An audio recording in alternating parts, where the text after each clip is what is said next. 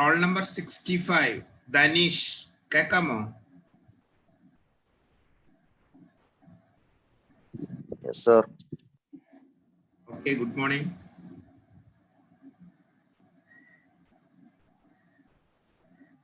Slide കാണാല്ലേ? Hello Dhaneesh slide കാണുന്നില്ലേ?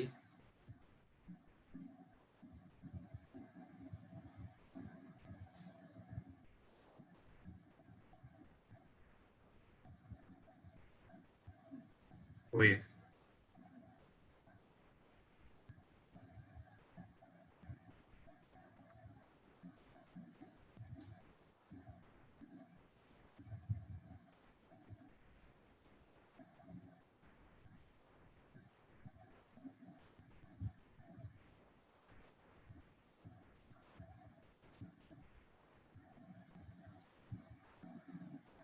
Role number 22 Alan George കേക്കാമോ?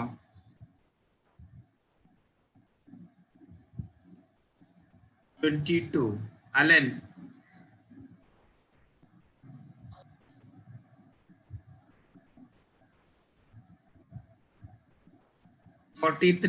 ആഷിഖ് ഹാരിസ്. Roll number 43 Ashiq Haris.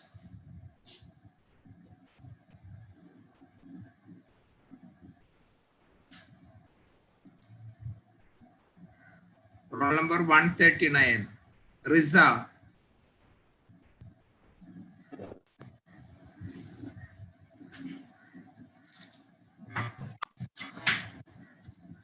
റിസ കേക്കാമോ?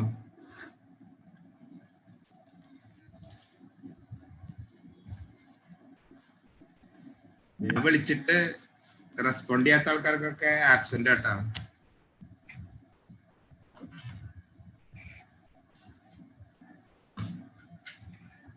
റോൾ നമ്പർ 18 അൽ അമീർ. 18 അൽ അമീർ കേക്കാമോ? Hello sir. കേക്കാമോ? കേക്കാം സാർ. സ്ലൈഡ് കാണുന്നില്ലേ? കാണുന്നുണ്ട് സാർ. Lipid storage disorder. ഞാൻ പറഞ്ഞിരുന്നു വേറെ ഇനി ലൈപ്പിഡ് മെറ്റബോളിസില് വേറെ ഏതെങ്കിലും ക്ലാസ്സസ് എങ്ങനെ മിസ് ചെയ്തിട്ടുണ്ടോ എന്ന് നോക്കാൻ പറഞ്ഞിരുന്നു. നോക്കിയിരുന്നാ? ഇല്ല സാർ, മറന്നു. ഇത് ഞാൻ നോക്കിയിട്ട് മാത്രമേ കണ്ടുള്ളൂ, വേറെ ഒന്നുമില്ല.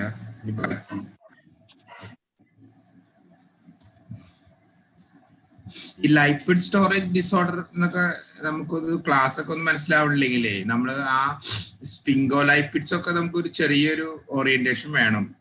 എന്തെങ്കിലും ആൾക്കാരൊക്കെ കുറച്ച് വരണുള്ളൂ. 8 മണി 2 35 പേരായിട്ടുള്ളൂ. ഈ സ്പിംഗോലൈപ്പിഡ്സിന് ഒരു എക്സാമ്പിളുകൾ പറഞ്ഞേ.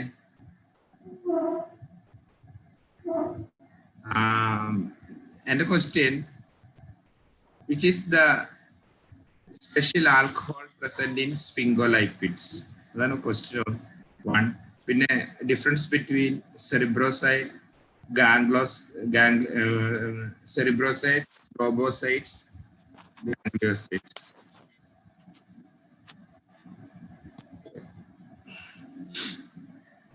ആൾക്കാ അറിയില്ലെങ്കിൽ ആർക്ക് വേണേ ഹെൽപ്പ് ചെയ്യട്ടാ. ഇതറിഞ്ഞാലൊന്നും ക്ലാസ് പ്രൊസീഡ് ചെയ്യാൻ പറ്റുള്ളൂ.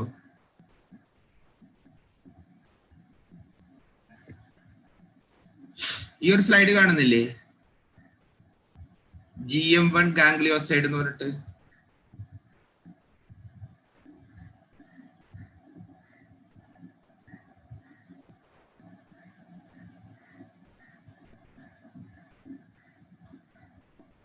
പോയാ?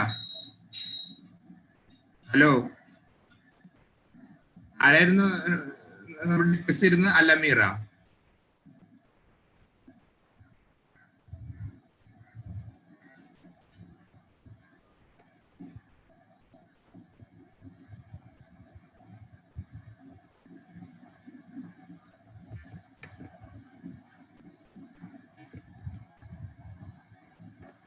റോൾ നമ്പർ 67 ദേവിക കേക്കാമോ?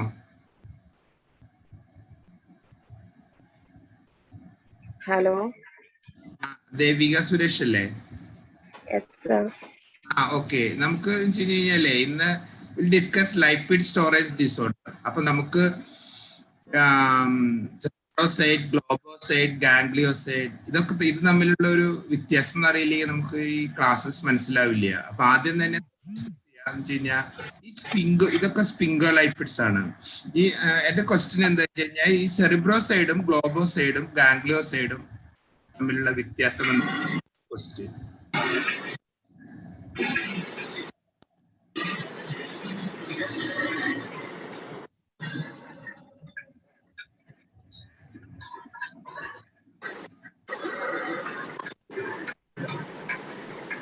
ദേവിക്ക് അറിയില്ലെങ്കിൽ ആർക്ക് വേണമെങ്കിൽ ഹെൽപ്പ് ചെയ്യാട്ടോ. അവർ പേരൊന്ന് പറഞ്ഞിട്ട് ഇൻട്രൊഡ്യൂസ് ചെയ്തിട്ട് പറയാം. What is difference between cerebrocyte, globocyte, ഗാംഗ്ലിയോസൈറ്റ്?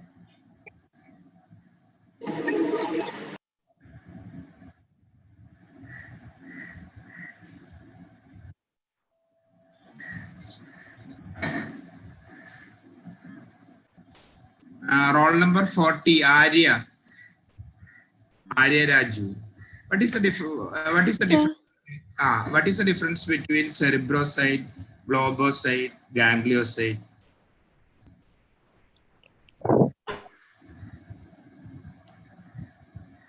Globocyte means when ceramide contains more than one hexose sugar. Very good. ആദ്യം തന്നെ നമ്മുടെ സിറമൈഡ് ആണ് ഉണ്ടാവുന്നത് അല്ലേ? സീറമൈഡ്. ഈ ഇവിടെ കണ്ടില്ലേ ഈ സീറമൈഡ് എന്ന്. ഈ സീറമൈഡിൽ എന്തൊക്കെയുണ്ട്? Then when sphingosine combines with a fatty acid molecule, this becomes ceramide. Am I correct? Yes, sir. ആദ്യം തന്നെ സീറമൈഡ് is formed. Then acylation occurs to the സ്പിംഗോസിൻ. അപ്പോൾ ഇത് സ്പിംഗോലൈപ്പിഡ്സ്. നമ്മുടെ ഗ്ലിസറോഫോസ്ഫോലൈപ്പിഡ്സിൽ ഇത് സ്പിംഗോസിന് പകരം അതിലത്തെ ആൽക്കഹോൾ ഗ്ലിസറോൾ ആയിരിക്കും. കറക്റ്റ് അല്ലേ? ശരിയല്ലേ? സ്പിംഗോലൈപ്പിഡ്സിലൊക്കെ ഉള്ള ആൽക്കഹോൾ സ്പിംഗോസിൻ ആണ്. അതിൽ ഒരു അസൈലേഷൻ നടന്നു കഴിഞ്ഞാൽ ഉണ്ടാവുന്ന കോമ്പൗണ്ടിന്റെ പേര് എന്താണ്? സീറമൈഡ്. ഈ സീറമൈഡിന്റെ കൂടെ ഒരു ഗ്ലൂക്കോസ് മോളിക്യൂൾ മാത്രം, സീറമൈഡും ഗ്ലൂക്കോസും. അപ്പൊ അതിന്റെ പേരെന്തായിരിക്കും? ഗ്ലൈക്കോസ്ഫിംഗോലൈപ്പിഡ്.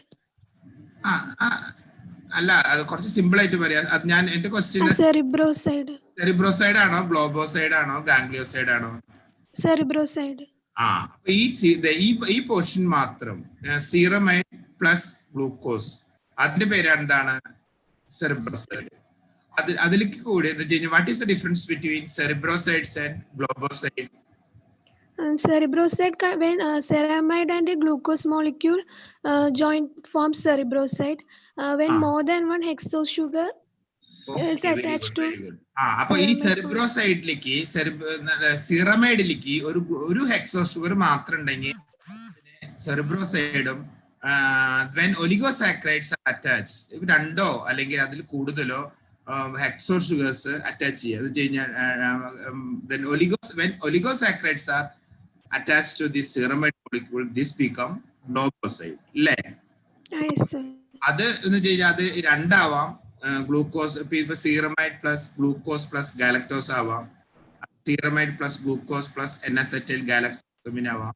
സീറമൈഡ് galactose N acetyl glucosamine plus galactose ആവാം. ഇത് ഇവിടെ ഇപ്പൊ ഇതിന്റെ ഈ ന്യൂറോമിനിക് ആസിഡ് ഇല്ലാതിരിക്കും മോളിക്യൂൾ മുഴുവൻ.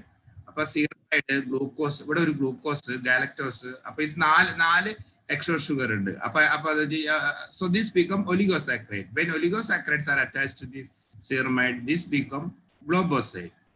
Then and next question, what is the difference between globocyte and ganglioside? When N-acetyl uraminic acid is also attached, it forms a ganglioside. Okay. ഇതിലേക്ക് ഈ ഒലിഗോസാക്കറൈഡില് at least ഒരു മോളിക്യൂൾ എങ്കിലും ന്യൂറാമിനിക് ആസിഡ് ഉണ്ടെങ്കിൽ, ന്യൂറാമിനിക് ആസിഡ് എൻ-അസറ്റൈൽ ന്യൂറാമിനിക് ആസിഡ്, അതിന്റെ വേറൊരു പേരാണ് sialic acid എന്ന് പറയുന്നത്. കറക്റ്റ് അല്ലേ?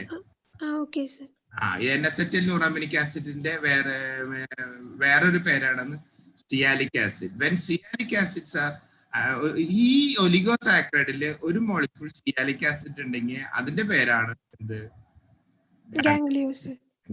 അപ്പൊ എന്ന് വെച്ച് കഴിഞ്ഞാൽ നമ്മളുടെ ഇന്നത്തെ അപ്പൊ ഇപ്പൊ എല്ലാവർക്കും മനസ്സിലായി തോന്നുന്നു. അപ്പൊ നമ്മള് അന്നത്തെ ആ ഫോസ്ഫോലൈപ്പിഡ്സും സ്പിംഗോലൈപ്പിഡ്സ് ഒക്കെ എടുത്തിരുന്നപ്പോ ഇത് ഇവിടെ ഒരു സീറമൈഡ്, ഇത് സീറമൈഡ് മോളിക്യൂള്.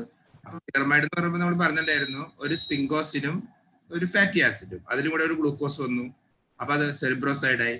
പിന്നെ ഒരു ഗാലക്ടോസ് കൂടി വന്നു, അപ്പൊ ഗ്ലോബോസൈഡായി. പിന്നെ ന്യൂറാമിനിക് ആസിഡ് അറ്റാച്ച് ചെയ്തു.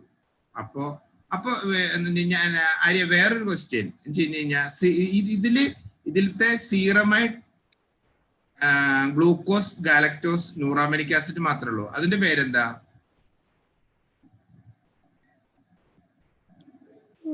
ഗാംഗ്ലിയോസൈഡ് ആണോ? ഗാംഗ്ലിയോസൈഡ് ആണ്, പക്ഷെ അതിന് വേറൊരു പേരെന്താ?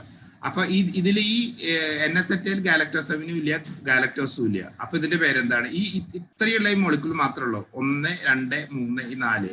ഈ NH ഗാലക്ടോസമിനും ഗാലക്ടോസും ഇല്ല. അപ്പൊ ഞാൻ ഈ സർക്കിൾ വരയ്ക്കുന്ന ഈ 4 മോളിക്യൂൾ മാത്രം. അതിന്റെ പേരാണ് GM3. മനസ്സിലായ? ഇതിന്റെ പേര് GM1 ആണ്. അപ്പൊ സീറമൈഡ് ഗ്ലൂക്കോസ് ഗാലക്ടോസ് ന്യൂറാമിനിക് ആസിഡ് ഇത്ര മാത്രം ഉണ്ടെങ്കിൽ അതിന്റെ പേരാണ് GM3. അതിന്റെ കൂടെ ഇപ്പൊ ഇതിൽ ഗാലക്ടോസ് മാത്രമില്ല. അപ്പൊ ഇതിന്റെ പേരെന്താ? ബാക്കിയുള്ള ഇതിന്റെ പേര് GM2. അപ്പൊ ഗാലക്ടോസ് കൂടി വന്നു കഴിഞ്ഞാൽ അപ്പൊ ഇതിന്റെ പേരാണ് മുകളിൽ കണ്ടില്ലേ GM1. അപ്പൊ ഈ ഹോൾ മോളിക്യൂളിന്റെ പേരെന്താണ്? GM1. അപ്പൊ ഒരു കാര്യം ചെയ്യാ, GM2 എന്താണെന്ന് പറഞ്ഞേ. GM2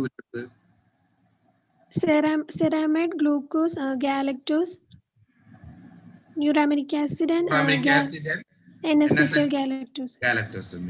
അപ്പൊ ഈ ഗാലക്ടോസ് അപ്പൊ ഒരു ലൈസോസോമൽ എൻസൈം വന്നിട്ട് ഈ ഗാലക്ടോസ് ഇതിൽ എടുത്തു കളഞ്ഞു എന്ന് വെച്ചു. ബാക്കിയുള്ള കോമ്പൗണ്ടിന്റെ പേരാണ് എന്താണ്? GM2. ഈ N-acetyl ഗാലക്ടോസമിൻ ഇത് ഗാലക്ടോസ് എടുത്തു കഴിഞ്ഞു, N-acetyl ഗാലക്ടോസമിൻ എടുത്തു കളഞ്ഞു. അപ്പൊ ബാക്കിയുള്ളവരുടെ പേരെന്താ? GM3. അപ്പൊ ഇതൊക്കെ വെച്ച് കഴിഞ്ഞാൽ ഇത്തരം കാര്യങ്ങൾ അറിഞ്ഞാലാണ് നമുക്ക് ലൈപ്പിഡ് സ്റ്റോറേജ് ഡിസോർഡർ ഡിസ്കസ് ചെയ്യാൻ പറ്റുള്ളൂ. എന്ന് വെച്ച് കഴിഞ്ഞാൽ ആദ്യം വന്നിട്ട് നമ്മൾ എടുത്തപ്പോ ഒരു ലൈസോസോംസ് എന്ന് പറഞ്ഞ ഒരു ഓർഗനൽ എടുത്തിട്ടുണ്ടായിരുന്നു, ലൈസോസോം. അപ്പൊ lysosome contain lot of lysosomal enzymes, അല്ലേ? So these lysosomal enzymes catabolize these sphingolipids. മനസ്സിലായോ? അപ്പൊ വെച്ച് കഴിഞ്ഞാൽ ഈ ഗാലക്ടോസ് റിമൂവ് ചെയ്യുന്ന എൻസൈമിന്റെ പേരെന്തായിരിക്കും? Beta galactosidase. ഗാലക്ടോസ് റിമൂവ് ചെയ്യുന്ന എൻസൈമിന്റെ പേരെന്താ? ഗാലക്ടോസിഡേസ്. ഗ്ലൂക്കോസ് റിമൂവ് ചെയ്യുന്ന എൻസൈമിന്റെ പേരെന്താ? ഗ്ലൂക്കോസിഡേസ്. ക്ലിയർ? അപ്പൊ ഇവിടുന്ന് ഒരു ഗാലക്ടോസ് ഇതിന്റെ ടെർമിനൽ ഗാലക്ടോസ് മോളിക്യൂൾസിനെ റിമൂവ് ചെയ്യും. That is called beta galactosidase വെച്ചിട്ട്. പിന്നെ എന്ന് വെച്ച് കഴിഞ്ഞാൽ ഈ N-acetyl ഗാലക്ടോസം ഇല്ലേ, അത് റിമൂവ് ചെയ്യുന്ന എൻസൈമിന്റെ പേരെന്താ? അർപ്പണി പറയാം. അപ്പൊ ഞാനിതാ പിന്നെ പവർ പോയിന്റിൽ എല്ലാം ക്ലിയർ ആയിട്ട് എഴുതിയിട്ടുണ്ടായിരുന്നു. N-acetyl ഗാലക്ടോസമിൻ എടുത്തു കളയുന്ന എൻസൈമിന്റെ പേരെന്താ? ആർക്കുവേണേ പറയാം. ഞാനെന്ന് ആര്യനൊന്ന് കൂട്ടുപിടിച്ചു മാത്രം. എന്തെങ്കിലും ഒന്ന് ഹെക്സോസാമിനിഡേസ്. ഓക്കെ, അടുത്തത്. പിന്നെ അത് കഴിഞ്ഞു. പിന്നെ നമുക്ക് ഇവിടുന്ന് ഈ ന്യൂറാമിനിക് ആസിഡ് എടുത്തു കളയണം. അതിന്റെ പേരെന്താ? ന്യൂറാമിനിഡേസ്. അപ്പൊ ഇത് ന്യൂറാമിനിഡേസ്. പിന്നെ നമുക്ക് വീണ്ടും അപ്പൊ ഇത് കളഞ്ഞു. പിന്നെ കളയേണ്ടത് എന്താ? ഗാലക്ടോസ് ആണ്. അപ്പൊ ഇതിന്റെ പേരെന്താ? ഗാലക്ടോസ് കളയുന്നത് ഗാലക്ടോസിഡേസ്. ഇതോ പിന്നെ അടുത്തത് ഗ്ലൂക്കോസ് കളയാം. അതിന്റെ പേരെന്താ? ഗ്ലൂക്കോസിഡേസ്. മനസ്സിലായില്ലേ? സോ ദെൻ ദിസ് ഈ ലൈപ്പിഡ് സ്റ്റോറേജ് ഡിസോർഡർ ഓർ സ്പിംഗോലൈപ്പിഡോസിസ്, അതാണ് ഇന്നത്തെ ടോപ്പിക്. അപ്പൊ this lysosome what is the basic problem here? What is the problem is these molecules are catabolized by lysosomal enzymes. ഇപ്പൊ ആര്യ പറഞ്ഞിട്ടുള്ള ഈ എൻസൈംസ് ഒക്കെ ഇല്ലേ, galactosidase, എക്സോസമിനിഡേസ്, ന്യൂറാമിനിഡേസസ്, ഗാലക്ടോസിഡേസസ്, ഗ്ലൂക്കോസിഡേസസ്, sphingomyelin is catabolized by another enzyme called sphingomyelinase. All these are lysosomal enzymes. Okay, what happens in the lysosomal storage disorder mean these lysosomal enzymes are either produced in decreased amount, or when these are produced, the enzyme is defective. So what happens? The action of the enzyme is not there. So what happens? These molecules are not catabolized properly. These molecules are accumulated in all these organs, leading to diseases called lysosomal storage disorder. ഇതിനു മുൻപ് നമ്മൾ carbohydrate മെറ്റബോളിസിൽ ഒരു lysosomal storage disorder discuss ചെയ്തിരുന്നു. അതേതാ? മ്യൂക്കോപോളിസാക്കറിഡോസിസ്. ഓർമ്മയില്ലേ? മ്യൂക്കോപോളിസാക്കറിഡോസിസ്. ഏത്? ഹേർലർ, Hunter, പിന്നെ ഏതൊക്കെയാ? ഹർലർ, Hunter, San ഫിലിപ്പോ,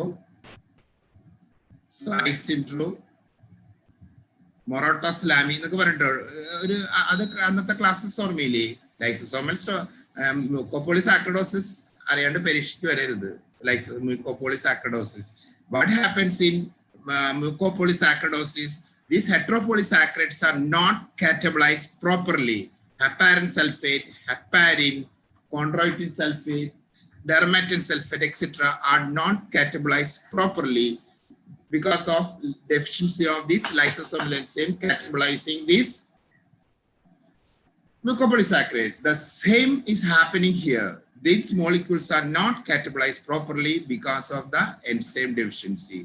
So these molecules are accumulated in different organs, leading to the different characteristic features. At least you should know the common clinical features of this common clinical features of lipid storage disorder. And then another thing,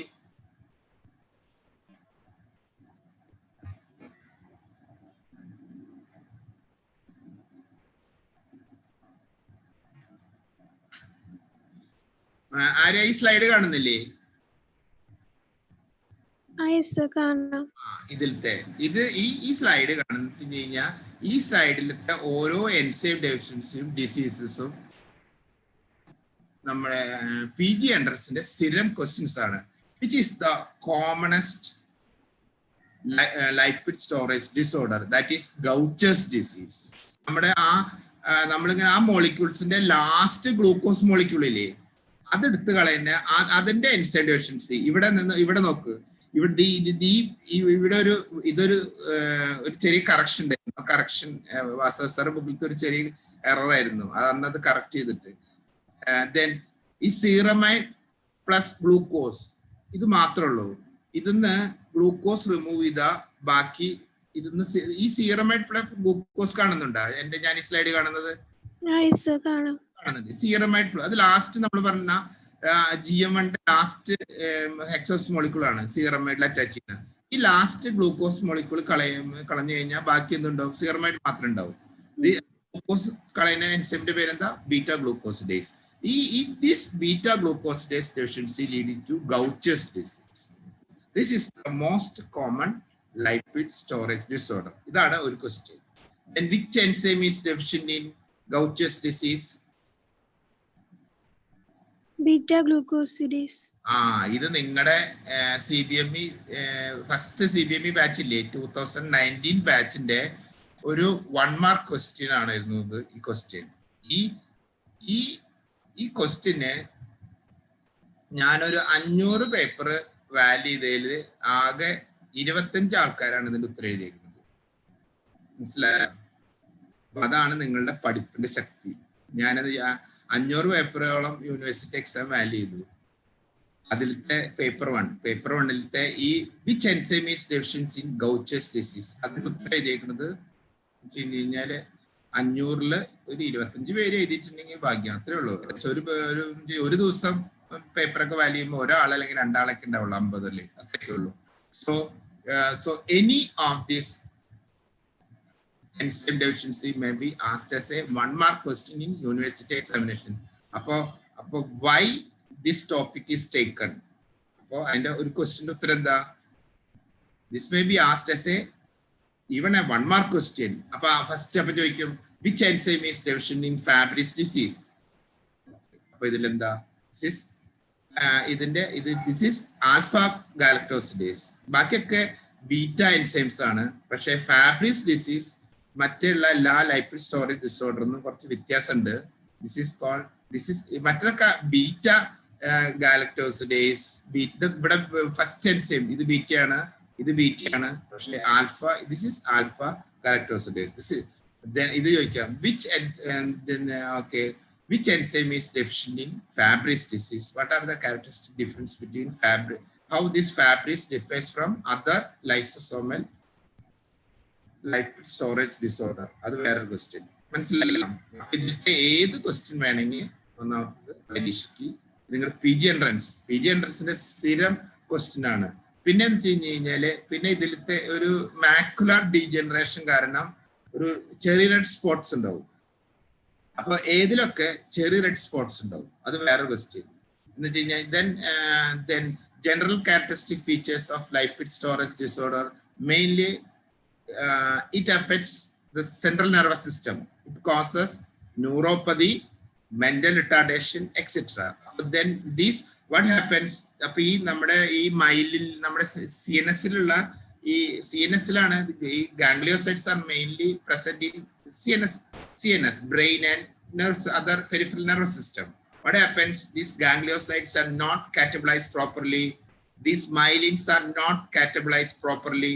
These myelins, sphingomyelin accumulated, or these gangliosides are accumulated in brain and nervous system, leading to the mental retardation and neuropathy, and then muscular disorder. Okay. What happens when these molecules are deposited in liver and spleen, leading to hepatomegaly, splenomegaly, so visceral enlargement. One characteristic feature is visceral enlargement.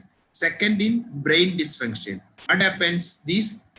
All these molecules are accumulated in and then bone marrow infiltration, leading to then the RBCs are not produced properly, WBCs are not produced properly, platelets are not produced properly, leading to anemia, thrombocytopenia, and leukopenia. So defective functions of all these WBC, RBCs, and platelets. So bone marrow infiltration, visceral enlargement, mental retardation, then CNS manifestations, and it causes skeletal abnormalities also. These are the common characteristic features. At least you should know what are the common characteristic features of lipid storage disorder. I don't repeat it. What are the common characteristic features? CNS is involved, so it can lead to brain dysfunction. Brain dysfunction, neuropathy varam, pinne nerves inde function illengil muscle dysfunction varam. Okay. Then hepatomegaly, splenomegaly. These similar to this mucopolysaccharidosis. Then here also these molecules, these sphingolipids are accumulated in excessive amount in liver, leading to hepatomegaly, in spleen, leading to splenomegaly. Hepatomegaly, splenomegaly, abdominal distension. Okay, then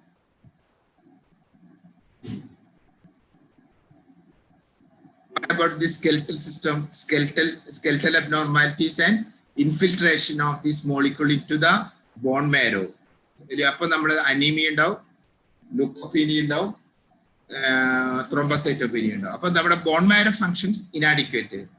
The similar to the morquiochelis, mucopolysaccharidosis, so many clinical manifestations, genu valgum, genu varus, and then skeletal abnormalities, scoliosis, kyphosis പോലുള്ള similar skeletal manifestations are also seen in this most of the lipid storage disorder. Is it clear? Yes, sir. These are the, at least you should know the common clinical features of lipid storage disorder.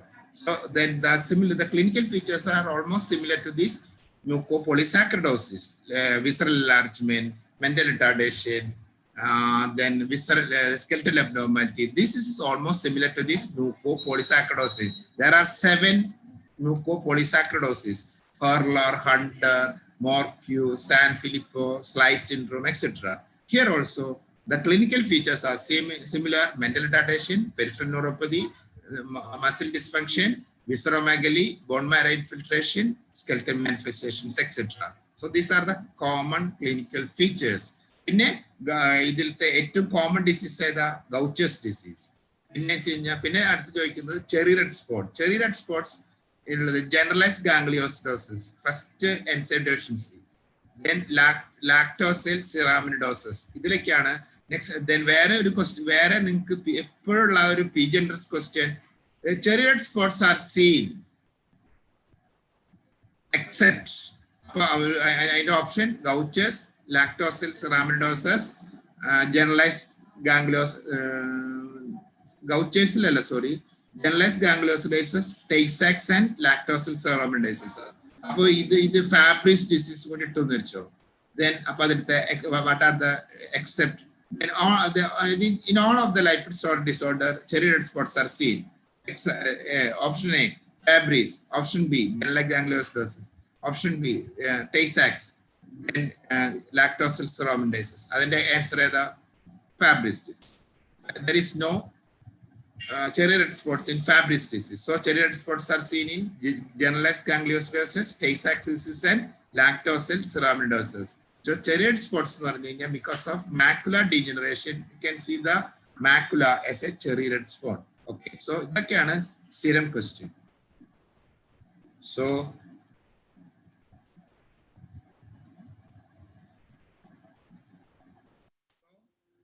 and then, so this, what is this? How the what is the relevance of sphingolipid metabolism? So these sphingolipids are not normally degraded by the lysosomes or the phagocytes of the reticuloendothelial system. So this whether either the GM1 or GM2 or GM3 or sphingomyelin. So these sphingolipids are catabolized by lysosomal enzyme present in the lysosomes of phagocytic cells of reticuloendothelial system. This turnover, and then this turnover is maximum in the infant period. So the clinical manifestations are severe when it affects the infants. So that during neonatal period, this gangliocyte turnover is extensive. So this, these all reactions occurs with all these are lysosomal enzymes. All these enzymes are hydrolyses having a pH of 3.5 to 5.5. These lysosomal enzymes having a acidic pH less than 7. Okay, this is the pH is around 3.5 to 5.5. Then we listed out the examples. The terminal galactose molecule is removed by enzymes called galactosidases. But which remove? Then N-acetyl neuraminic acid. Then sialic acid is removed by enzymes called neuraminidases. And then this N-acetyl galactosamine is removed by enzymes called exosaminidases. And then the sulfate group present in this molecule is removed by the enzyme. Suppose galactose sulfate. From this galactose sulfate, first of all, this sulfate group is removed by the enzymes called sulfatases. And this leads to metachromatic leukodystrophy. And then, so the sphingomyelin is catabolized by enzymes called sphingomyelitis. So all these are lysosomal enzymes. This lysosomal enzyme deficiency leading to sphingomyelitis. Okay. So the activity of one of the enzymes here in sphingomyelidosis, usually one enzyme is defective. How this all these are autosomal recessive disorder because of genetic defect. The amount of the because of genetic defect, the enzyme produced, this lysosomal enzyme produced by this from this DNA is defective. So it won't function properly. So because of the genetic defect, the enzymes produced is either reduced or abnormal. So these substrates are not catabolized properly. The substrate accumulate in deposit in the lysosomes of the tissues, leading to a disease called lipid storage disorder, or other name is called sphingolipidosis. Okay, so these are the various lysosomal storage disorder. ഇത് തന്നെയാണ് നമ്മൾ ആദ്യം കണ്ടിട്ടുള്ള ആ GM1 ആ ഹാർപ്പറിലത്തെ പടം കണ്ടില്ലേ, സീറമൈഡിന്റെ കൂടെ ഗ്ലൂക്കോസ് കൂടി, അപ്പൊ അതെന്തായിരുന്നു, സെറിബ്രോസൈഡ് ആയിരുന്നു. അതിന്റെ കൂടെ ഒരു ഗാലക്ടോസോമിനോട് കൂടി ഗാലക്ടോസ് കൂടി, അപ്പോ ദിസ് ബിക്കം ഗ്ലോബോസൈഡ്. അതിന്റെ കൂടെ ഒരു അതിന്റെ കൂടെ ഒരു ന്യൂറാമിനിക് ആസിഡ് കൂടി വന്നു. So ceramide, glucose, galactose, neuraminic acid. ഇത് GM3 ആണ്. അതിന്റെ കൂടെ N-acetate ഗാലക്ടോസമിനും കൂടി GM2 ഒരു ഗാലക്ടോസ് കൂടി. അപ്പൊ GM1. This is GM1 molecule.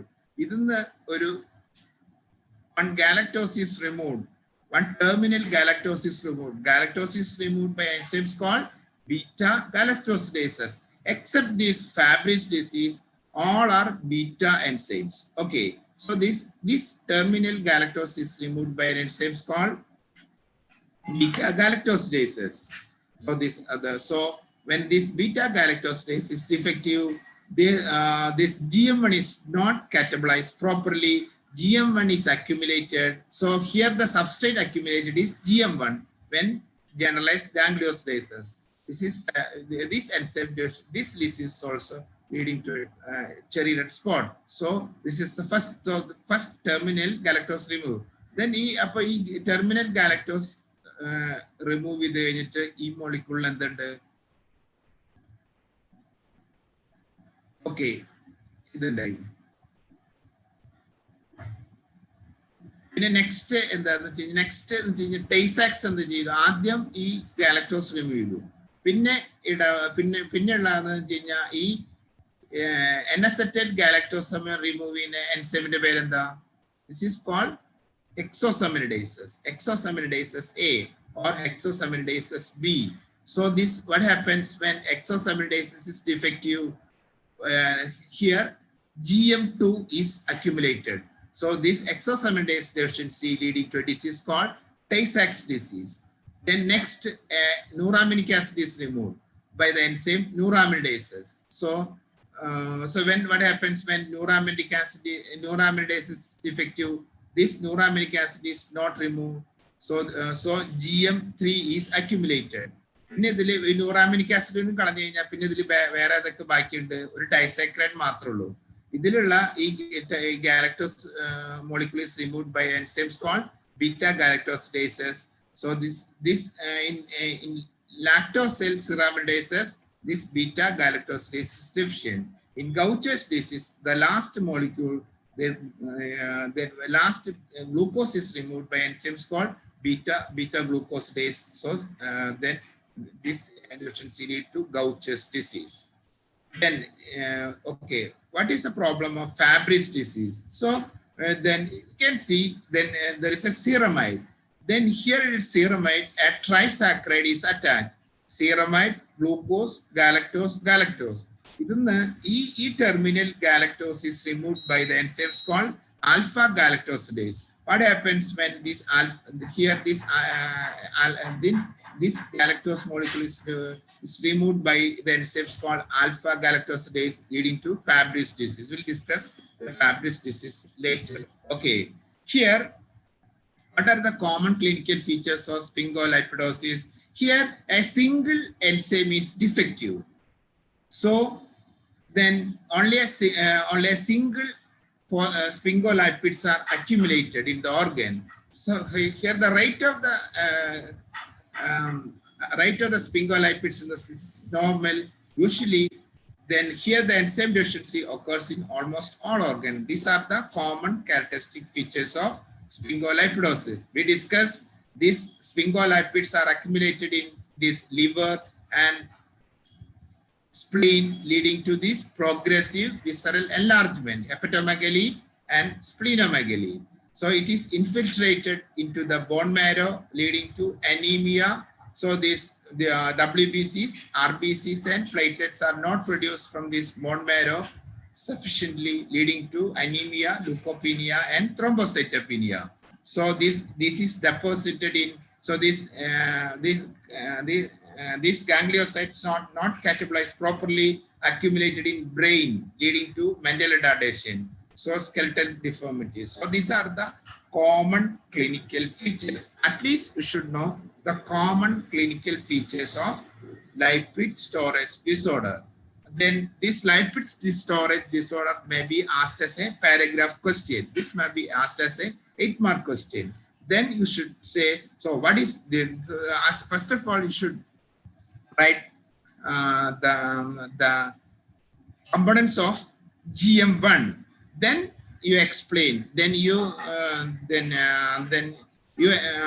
explain at least 3 or 4 lipid storage disorder. So the terminal beta galactosidase deficiency leading to generalized gangliosidosis, and then the last glucose is removed by beta glucosidase leading to Gaucher's disease. At least you write 3 to 4 diseases, and then you should write the common clinical features, and you briefly add few points about Gaucher's disease and sphingolipid acid. So then you will get 100% mark. So this is the Gaucher's disease. Then as we explained earlier, this is the most common sphingolipidosis. So the ceramide glucose, that's the last cerebroside. That's last terminal glucose is removed by beta glucosidases. What happens when this beta glucosidase is defective? Ceramide plus glucose. So that this is called glucocerebroside is accumulated. So mainly there are 3 types of then the common clinical features, then the features of Gaucher's disease are almost similar to the common clinical feature. Mainly, it affects nervous system, it affects abdomen. Abdomen hepatomegaly, splenomegaly, bone marrow dysfunction, skeletal abnormalities.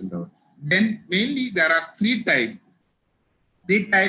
Then type 1, type 2, type 3. Type 1 type 1 beta glucosidase the beta glucosidase produce this decreased amount, detectable level of beta glucosidase activity compatible with life. This is a famous pop singer. So then she was suffering from this chronic non-neuropathic form of beta, chronic neuropathic form of this Gaucher's disease. So this is compatible with life. And hepatomegaly, splenomegaly, skeletal deformity. Non-neuropathic form, brain and nervous system, okay, the CNS manifestations are trivial in chronic neuropathic form. This is the type 1. So this is so here then there are detectable level of beta glucosidase, but then normal level illa. This is compatible with life. Here there is no CNS involvement. Here mainly visceral manifestations matralo. So you can see this child. So this is called acute neuropathic form.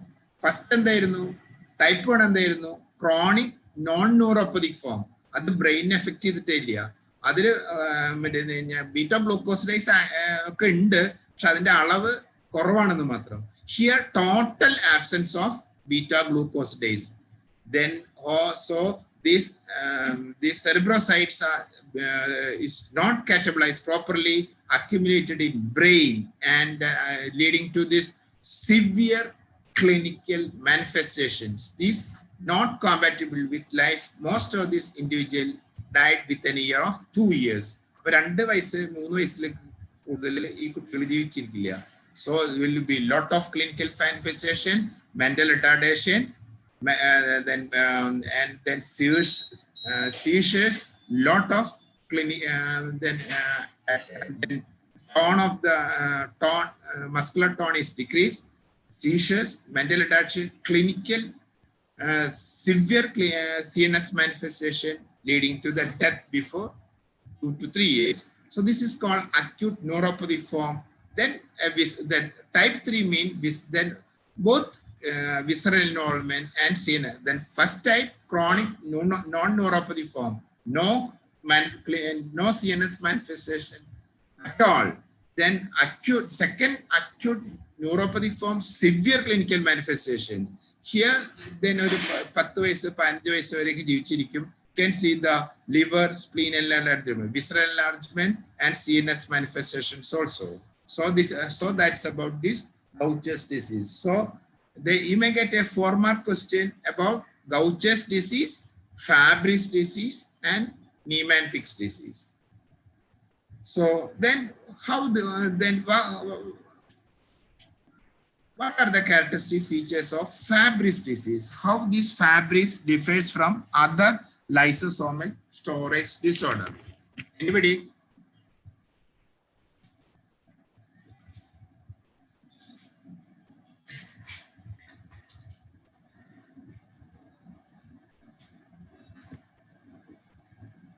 Arya, any idea how this Fabry's differs from other lysosomal storage lipid storage disorder? It's an X-linked recessive disease. Very good. It's an X-linked recessive disorder. Very good. Then alpha galactosidase deficiency. മറ്റതെല്ലതും beta ആയിരുന്നു. ഇത് ആൽഫയാണ്. Alpha galactosidase ആണ്. മറ്റതൊക്കെ beta glucosidase, beta galactosidase, beta neuramidase ഒക്കെ. Very good. അപ്പൊ ഈ 2 point എഴുതിയാൽ തന്നെ 4-ൽ 1.5 മാർക്കായി. ഇനി 3.5 മാർക്ക് കൂടി ഉണ്ട്.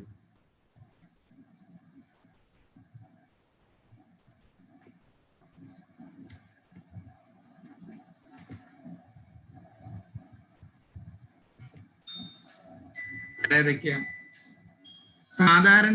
സാധാരണ എല്ലാ ലൈപ്പിഡ് സ്റ്റോറേജ് ഡിസോർഡേഴ്സിന്റെ കോമൺ ക്ലിനിക്കൽ ഫീച്ചേഴ്സ് എന്തൊക്കെയാ? നമ്മൾ ഗൗച്ചേഴ്സ് കണ്ടില്ലേ, അതിന് CNS മാനിഫെസ്റ്റേഷൻസ് ഉണ്ട്, അതിന് ലിവർ എൻലാർജ്മെന്റ് ഉണ്ട്, സ്പ്ലീനോമെഗലി ഉണ്ട്, അതല്ലേ വിസറൽ മാനിഫെസ്റ്റേഷൻസ്, CNS മാനിഫെസ്റ്റേഷൻസ്, അതൊക്കെയല്ലേ അതിൽ. ഇതിലതല്ല കാണുന്നത്. മെയിൻ ആയിട്ട് കഴിഞ്ഞാൽ കുറച്ചാണ് സ്കിൻ മാനിഫെസ്റ്റേഷൻസ് കാണാം അല്ലേ? കാണല്ലേ? ആൻജിയോ കാരക്ടോമ എന്നാ പറയാ. അപ്പൊ കുറച്ച് സ്കിൻ മാനിഫെസ്റ്റേഷൻസ് മിക്കവാറും ഒറ്റ ഇതിലില്ല. വേറെ എന്തൊക്കെയുള്ളത് ഇവിടെ കണ്ടില്ലേ? ഇത് kidney, lot of renal manifestation. ഇത് കിഡ്നി കണ്ടില്ലേ? ഇത് കിഡ്നിയാണ്. കിഡ്നി കാണിച്ചിട്ടില്ല. ഓക്കെ, ഇത് ബ്രെയിൻ ആണ് കാണിച്ചത് മെയിൻ ആയിട്ട്. Then mainly it affects the kidney, leading to renal failure.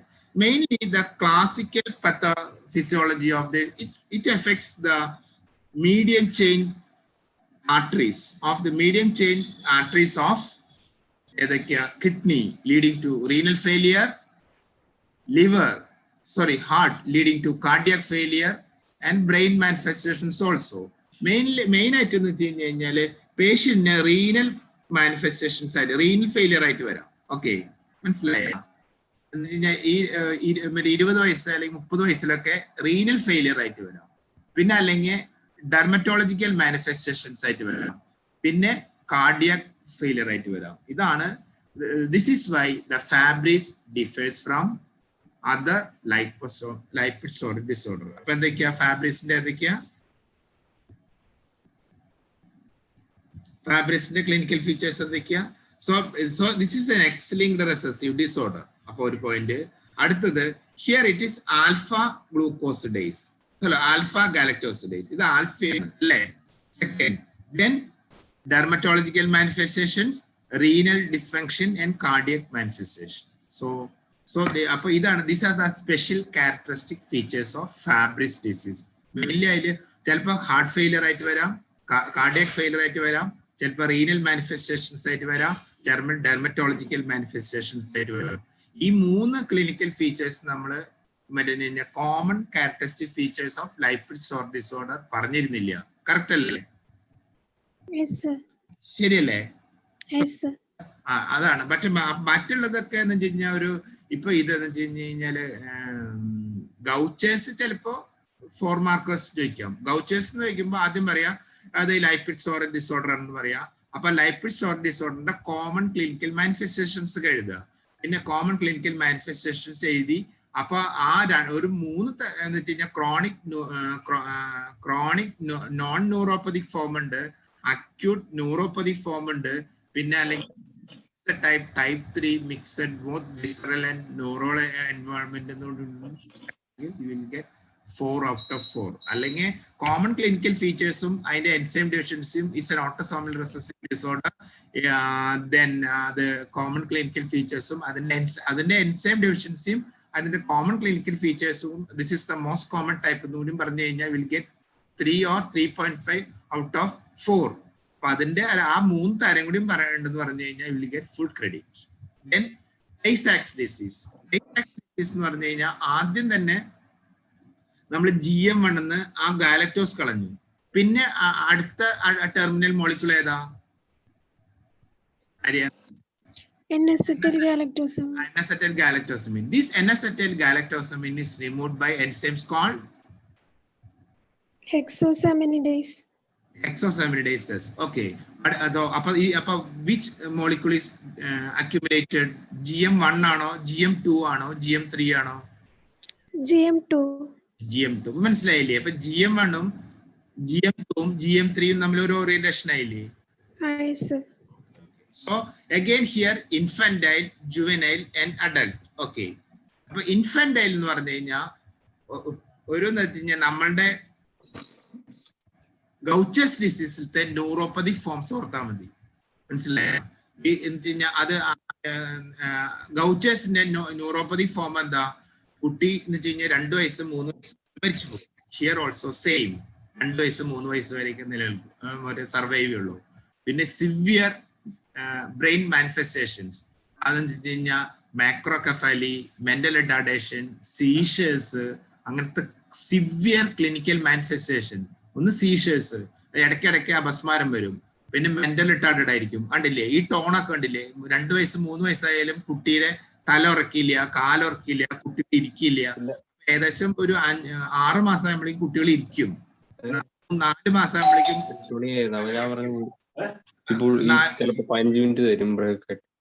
3-4 മാസം ആകുമ്പോഴേക്കും തല ഉറക്കും.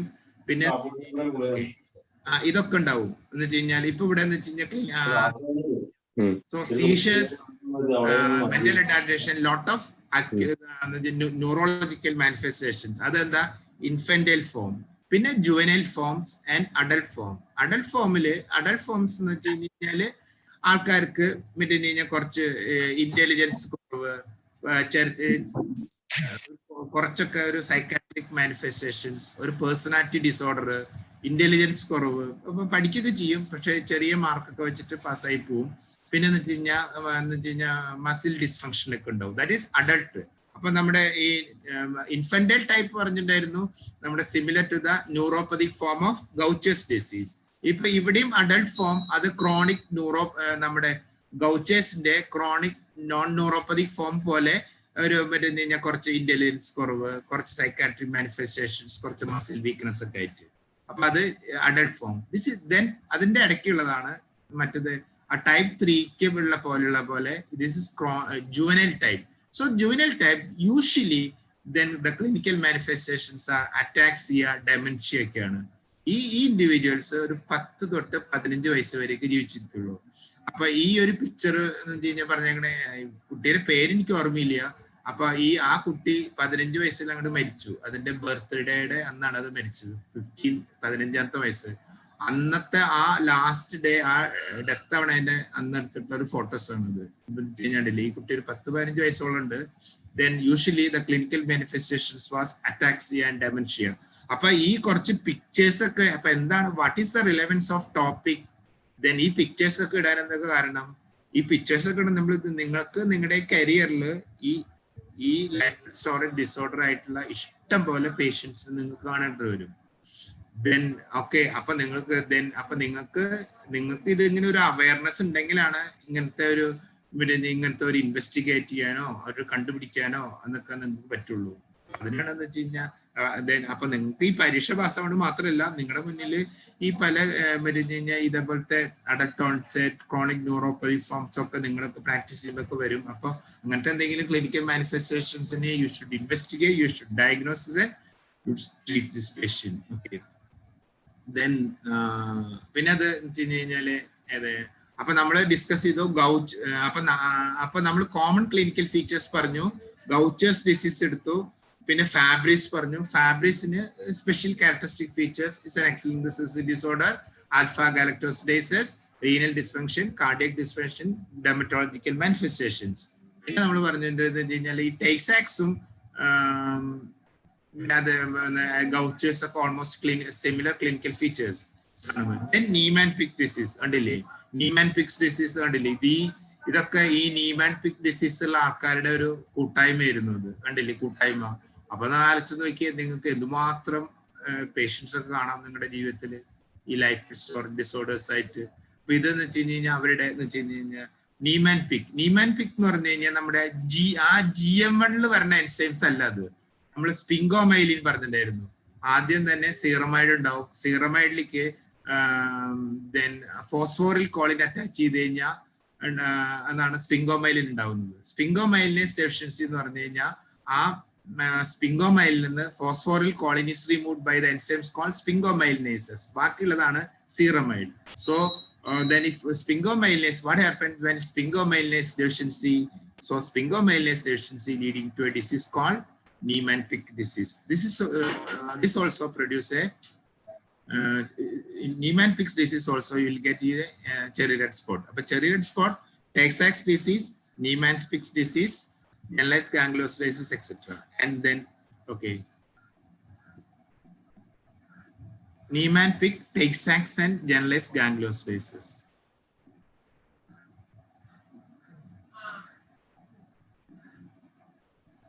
So then here also type 1 and type 2. Type 1 neurology then may rapidly progressing CNS manifestation. Type 2 mainly two organs are involved. One is liver and another one is lungs. So you'll get lung failure and liver dysfunctions and lung dysfunction. So അപ്പൊ ഈ പേഷ്യന്റിനൊക്കെ അത്യാവശ്യം കുറച്ച് ട്രാൻസാമിനേസിസ് activity കുറച്ച് ചെറിയ lung dysfunctions, കുറച്ച് COPD, കുറച്ച് lung function, liver dysfunctions ഒക്കെ ഉണ്ട്. പക്ഷെ എന്നാലും ഈ ടൈപ്പ് ബി ഒക്കെ survive for a period of 50-60 years, etc. So the type 1 is neurological form. The rapidly progressing CNS manifestation, visceral involvement, etc. This is the disorder in which cherry red spots, our Niemann-Pick, then sphingomyelinase deficiency lead Niemann-Pick, and Tay-Sachs disease, exosomal deficiency, the terminal galactosis removed by generalized gangliosidosis. This is the main disorder in which you will get cherry red spot. Okay, so there's almost all autosomal recessive disorder except Fabry's disease. Okay, so diagnosis, you can take the leukocytes or fibroblast or chorioamniocentesis. അപ്പോൾ നമ്മുടെ കുട്ടികൾ കഴിഞ്ഞാൽ pregnant പീരീഡിൽ തന്നെ അക്കോറോണിക് വില്യ biopsy എടുത്തിട്ട് ചെയ്ത് കഴിഞ്ഞാൽ lipid storage disorder ഉണ്ടെന്ന് അറിയാൻ പറ്റും. So you can terminate this pregnancy. Okay, there is no treatment except Gaucher's disease. So the they prevent by genetic counseling. So we finish lipid storage disorder, we finish lipid metabolism. Any doubts regarding this lipid storage disorder? 4-5 minute കൂടി ഉണ്ട്. ഇല്ല sir, മനസ്സിലായി. അപ്പൊ എന്ന് വെച്ച് കഴിഞ്ഞാൽ lipid storage disorder it self may be asked as A 8 mark question. ഒരു S എന്ന് ചോദിക്കുന്നത് നമ്മൾ ഇതുവരെ കണ്ടിട്ടില്ല. അപ്പൊ ഒരു പാരഗ്രാഫ് ക്വസ്റ്റ്യൻസ് ഒക്കെ ചോദിക്കാം. സോ നമുക്ക് ആദ്യം തന്നെ വി ഡിസ്കസ് ഗാംഗ്ലിയോ GM1 ഒരു നമുക്കൊരു ആ GM1 മോളിക്യൂളിൽ എന്തൊക്കെ ഉണ്ടാവണം ഒരു ഐഡിയ ഉണ്ടാവണം, എന്നാലാണ് ഈ ലൈപ്പിഡ് സ്റ്റോറേജ് ഡിസോർഡർ മനസ്സിലാവുള്ളൂ. അപ്പൊ GM1 അതിന്റെ സിറമൈഡിന്റെ കൂടെ മിഡിൽ നിന്ന് കുറെ ഒലിഗോസാക്രൈഡ്സ് having 1 molecule of sialic acid, and all these exo sugars are removed by different lysosomal enzymes. Beta galactosidase, ആദ്യം ബീറ്റാ ഗാലക്ടോസിഡേസ് ഗാലക്ടോസ് കളഞ്ഞു, പിന്നെയുള്ളത് N-acetyl galactosamine ആണ്. അപ്പൊ ആദ്യത്തെ beta galactosidase deficiency lead to generalise gangliosidases. പിന്നെ അടുത്തത് എന്താ കളയാ? N-acetyl galactosamine. അത് കളയുന്ന എൻസൈമിന്റെ പേരാണ് എന്ത്? എക്സോസാമിനഡേസസ്. ഓക്കെ. ദെൻ അപ്പൊ അതിന്റെ ഡെഫിഷ്യൻസി ടൈസാക്സ് ഡിസീസ്. പിന്നെ അടുത്ത ന്യൂറാമിനിക് ആസിഡ് കളയുന്ന ന്യൂറാമിനഡേസസ്. ഓക്കെ. പിന്നെ കഴിഞ്ഞ് അതിന്റെ അടുത്തത് പിന്നെ വേറെ നമുക്ക് അടുത്ത് അതിൽ സീറമൈഡ്, ഗ്ലൂക്കോസ്, ഗാലക്ടോസ് ഉണ്ട്. ആ ഗാലക്ടോസ് കളയുന്നു. അപ്പൊ ലാക്ടോസെൽ സെറാമിനഡോസിസ്. ഓക്കെ. ദെൻ ലാസ്റ്റ് ഗ്ലൂക്കോസ് കളയുന്നത് ഗൗച്ചസ് disease.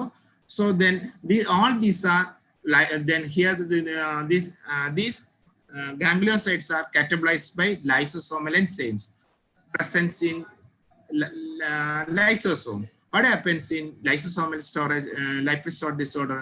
These enzymes are produced in decreased amount or not, the produced is defective. These molecules are not catabolized properly. So these are accumulated in organs like brain, liver, bone marrow, and skeletal system, leading to different clinical manifestations. This may be then even ചിലപ്പോ Gaucher's disease ചോദിക്കാം, 4 mark question. Fabrizio സിരം നമ്മൾ എന്തായാലും നിങ്ങൾക്ക് വൈവയ്ക്കൊക്കെ വന്നിരിക്കുമ്പോൾ lipid metabolism ചോദിക്കുമ്പോൾ lipid storage disorder ചോദിക്കാണ്ട് നമ്മുടെ ഒരു discussion അവസാനിക്കില്ല. അപ്പൊ lipid storage disorder, prostaglandins പോലുള്ള എല്ലാ ടോപ്പിക്കും ചോദിക്കും വൈവയ്ക്ക്, യൂണിവേഴ്സിറ്റി എക്സാമിനേഷൻ. അപ്പൊ then what are the characteristic features of Fabry's disease? And Fabry's പറയണം, Fabry's is an X-linked disorder. അതില് ബീറ്റാ ഗാലക്ടോസിഡേസ് അല്ല, ആൽഫ ഗാലക്ടോസിഡേസ് ആണ്. മെയിൻ ആയിട്ട് കിഡ്നി എഫക്ട് ചെയ്യും, സ്കിൻ എഫക്ട് ചെയ്യും, ഹാർട്ട് എഫക്ട് ചെയ്യുന്ന വേറെ ഓർഗൻസ് ഇല്ല. വേറെ lipid storage disorder. These are the characteristic features of Fabry's. Fabry's may be asked as a 4 mark question. പിന്നെ Gaucher's may be asked as a 4 mark question.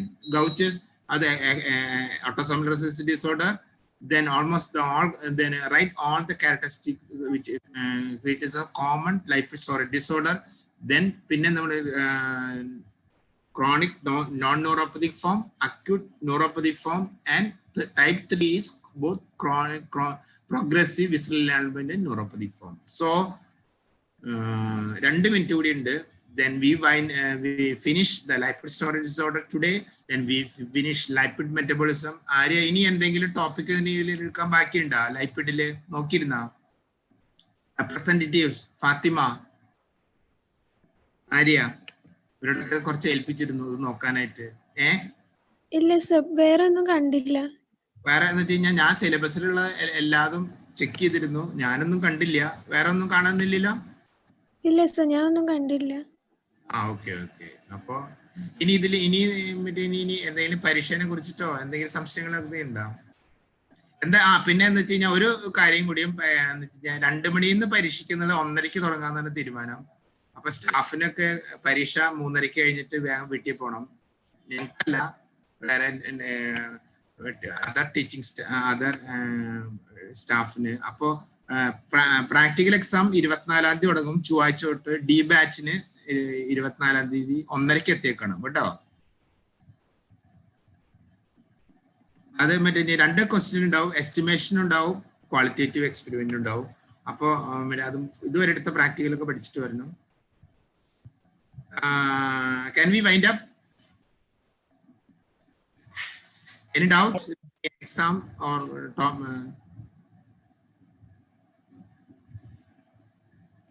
Hello?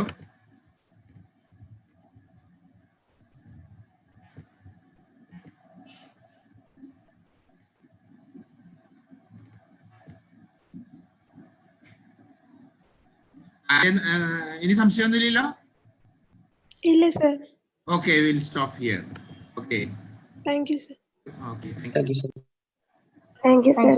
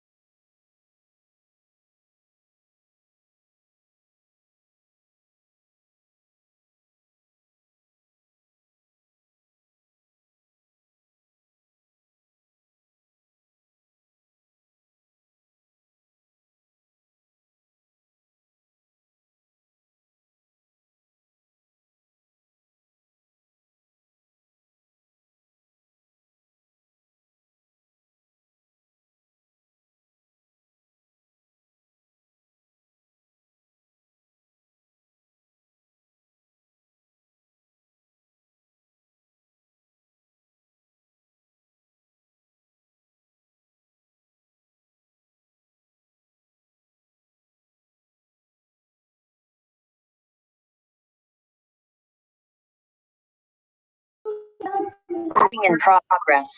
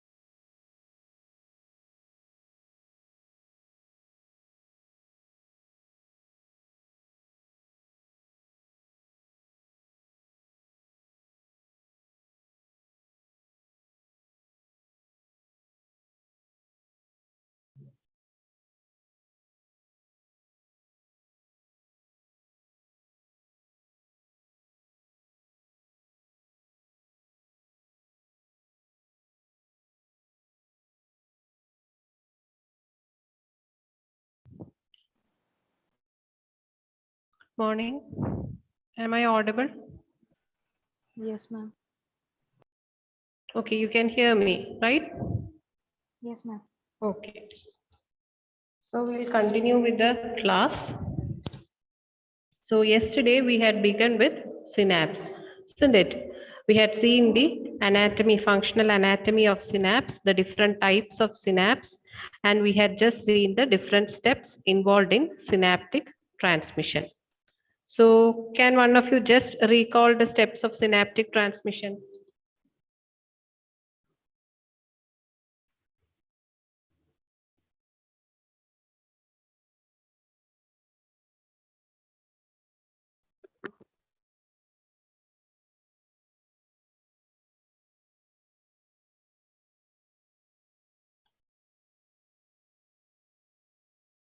Yes, Aishwarya MS. Yes, ma'am. Yes, tell me. Can you just tell me the steps of synaptic transmission? Steps can be divided into presynaptic mechanisms and postsynaptic mechanisms. In the presynaptic mechanisms, at first the action potential reaches the synaptic node. Yes. There occurs depolarization of the presynaptic membrane and voltage-gated calcium channels are opened up, resulting in calcium influx. Calcium-mediated excitatosis of vesicles. Vesicles fuse with the presynaptic membrane and the neurotransmitters are released. What is that mechanism called? Docking and priming. Yes, docking. Okay,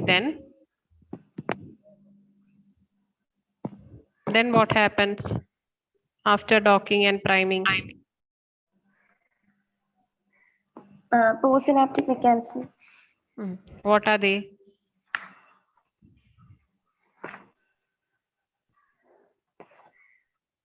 What happens after the vesicle fuses with the presynaptic membrane? Neurotransmitters are released and they Yes. bind with the receptors present in the postsynaptic membrane. This results in conformational change in the receptor. Ion channels open up and the postsynaptic potential changes occur. Okay, very good, Aishwarya. Okay. Okay. So now we'll see what are these postsynaptic potentials.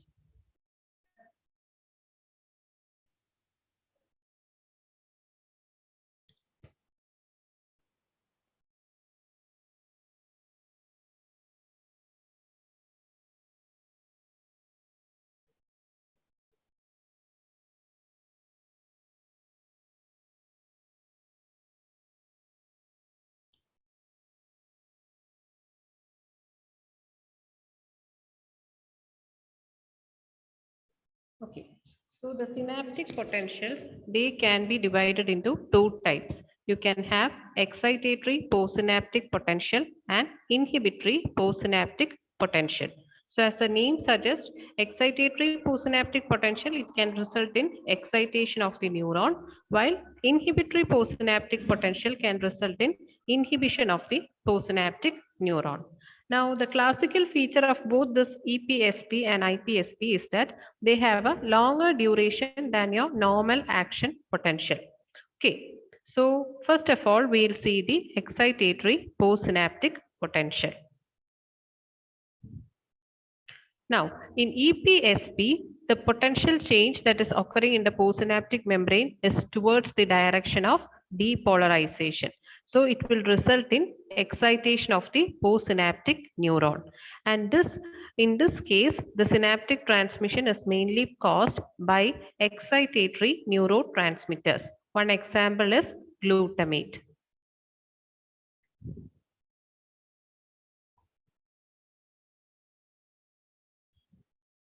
Okay, so in EPSP, the synaptic transmission is brought about by excitatory neurotransmitters like glutamate. Now, a single EPSP can lead to a change of about 0.5 to 2 millimolt only.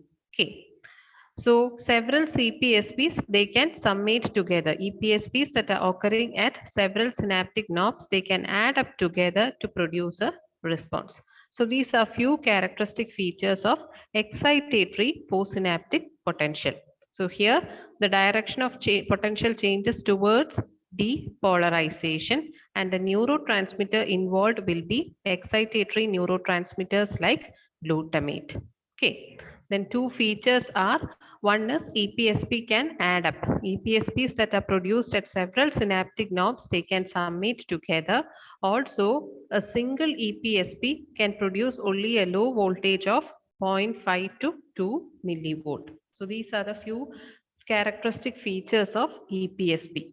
Only when this excitatory postsynaptic potential reaches an optimum magnitude can it produce an excitation in the postsynaptic neuron. Okay. Now, what is the ionic basis for this excitatory postsynaptic potential? For any potential change to occur, there should be an ionic change. So here, in this case, there are two changes occurring. One is there can be opening up of sodium or calcium channels, and another change that can occur is closure of the potassium channels. So either an opening of the sodium or potassium channel can produce an inward current resulting in depolarization and production of EPSP, or the closure of potassium channels can lead to a similar change. So if you are asked about synaptic potentials, you have to mention what is EPSP and what is IPSP, and just mention two features of each, and also describe the ionic basis for each. In case of EPSP, it is the opening up of sodium or calcium channels and closure of potassium channels that can result in an inward current leading to depolarization. And the neurotransmitter involved is an excitatory neurotransmitter like glutamate. So these are the features of excitatory postsynaptic potential, or EPSP. Now we will see what is IPSP, or inhibitory postsynaptic potential.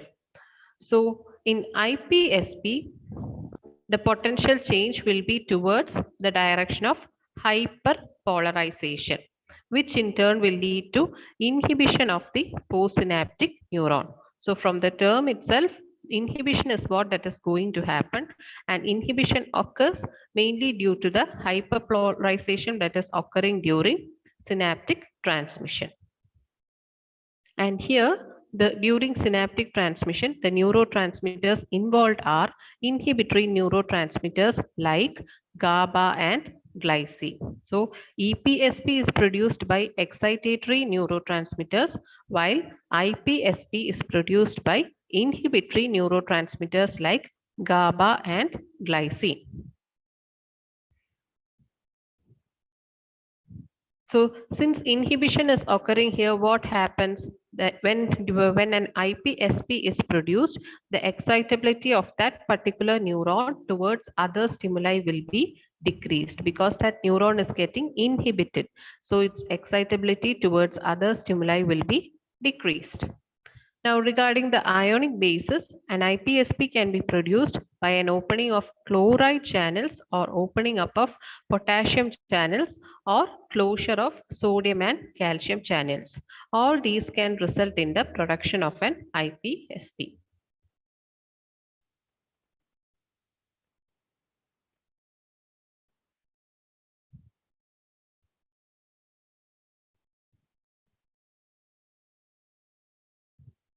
So what happens when the chloride channels are opened up? The chloride ions will enter into the cells along the concentration gradient, isn't it? So the net effect is negative charge. More and more negative charge will be transferred into the cell, and this will increase the membrane potential. You know that already the inside of the membrane will be in negative charge. When more and more negative charge enters into the cell, the membrane potential increases, and this results in hyperpolarization, which in turn will lead to inhibition or reduction in the excitation of that particular neuron. So that is what is happening when chloride ion channels are opened up.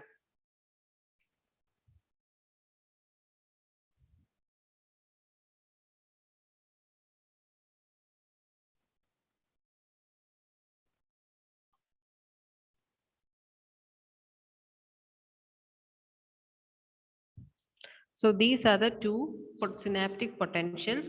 You have got EPSP and IPSP. EPSP is excitatory postsynaptic potential. It is produced when the potential change that is occurring during the synaptic transmission is towards depolarization.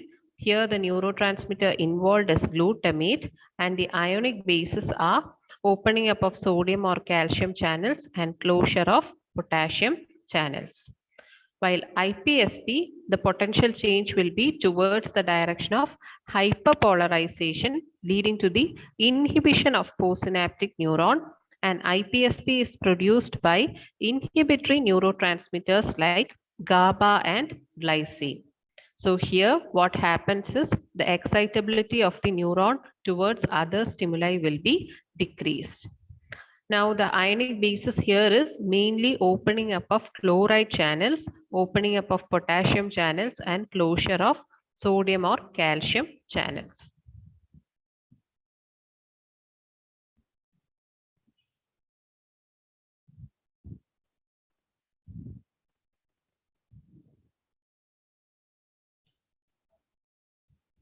So now we'll move on to the next topic. That is coming to the properties of synapse. Now there are n number of properties. You can see here roughly around 13 to 14 properties are there for synapse. So this itself can be asked as a short note for your exams. So we can see each property one by one. You have got one-way conduction, then there is synaptic delay, synaptic inhibition, presynaptic facilitation, then there is a property of convergence and divergence, then summation, occlusion, subliminal fringe, after discharge, synaptic fatigue, synaptic plasticity, habituation, and sensitization. These are the different properties of synapse. Now, among these properties, synaptic inhibition itself is a vast topic. It is divided further subdivided into different types. So we'll discuss this property later. Now we'll each of the properties. So the first property is one-way conduction. What do you mean by one-way conduction? We have already discussed this property yesterday. What do you mean by one-way from the term one-way conduction? From presynaptic to postsynaptic. Yes, very good. The conduction of synaptic transmission occurs always from presynaptic neuron to postsynaptic neuron. Is there any exception for this? Can any synapse Electrical occur synapse. bidirectional? Yes. So the first property is one-way conduction. So here one-way conduction means there will be only forward conduction of impulses occurring. That is from the presynaptic neuron to the postsynaptic neuron. Now, why this one-way conduction is only occurring? Why the impulses are conducted only from the presynaptic neuron to postsynaptic neuron? This is mainly because the receptors for neurotransmitters are released are present only on the postsynaptic membrane, and the neurotransmitters are located only on the presynaptic membrane. So for synaptic transmission to occur, the neurotransmitter has to be released from the presynaptic neuron and they have to go and bind to the receptors present on the postsynaptic neuron. So these are the two reasons why only a forward conduction of impulses occurring. This is in case of a chemical synapse. Now, exception to this property of synapse is reciprocal synapse and electrical synapse. So if you remember, we have seen that in electrical synapse, instead of release of neurotransmitters, there are gap junctions between the presynaptic and postsynaptic neuron. So conduction of impulses can occur in either direction, from pre to postsynaptic neuron as well as from postsynaptic to presynaptic neuron. So this is electrical synapse is an exclusion or exception to this property of one-way conduction. Also, reciprocal synapse, also we have seen that what happens in reciprocal synapse, the neurotransmitters as well as the receptors for neurotransmitters are present on both the presynaptic as well as postsynaptic neuron. So there also you can get a bidirectional conduction. This is especially seen in olfactory neurons. So these are the two exceptions to this property. one-way conduction.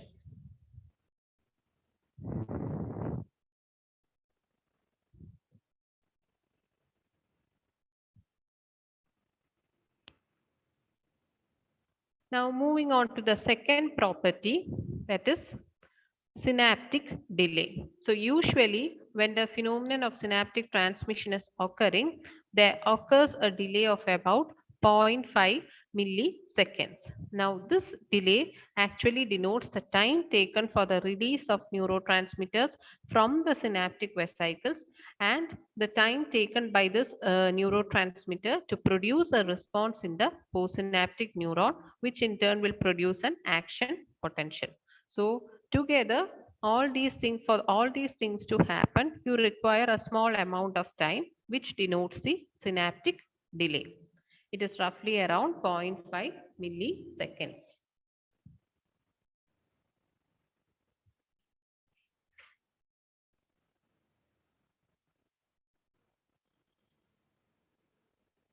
So whenever an impulse is reaching the presynaptic terminal of a chemical synapse, there is always an interval of 0.5 milliseconds before which a response is being produced in the postsynaptic neuron. So this delay is known as synaptic delay.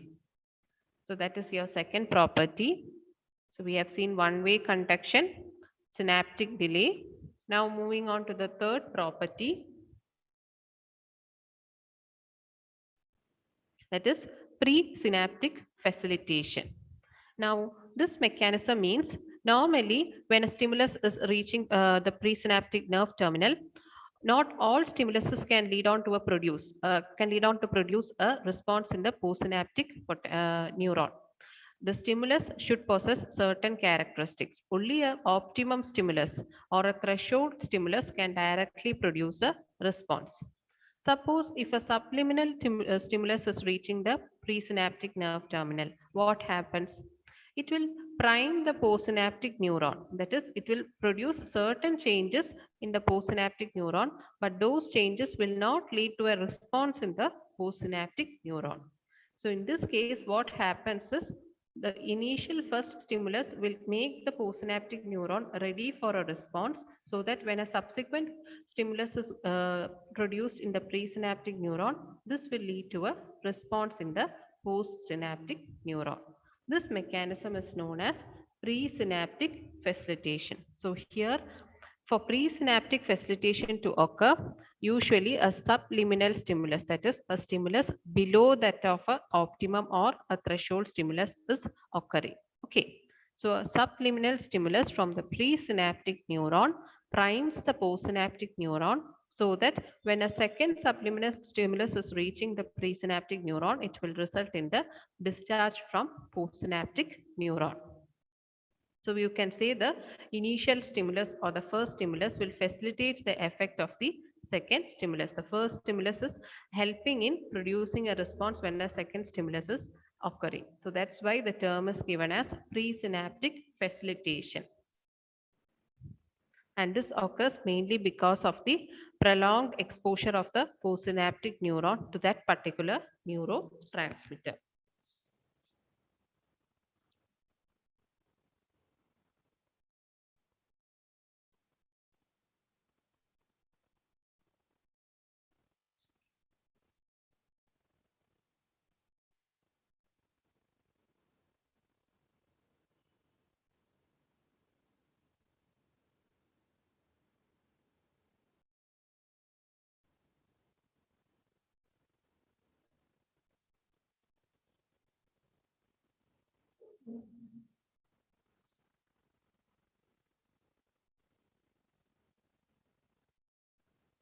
Now we will move on to the next property.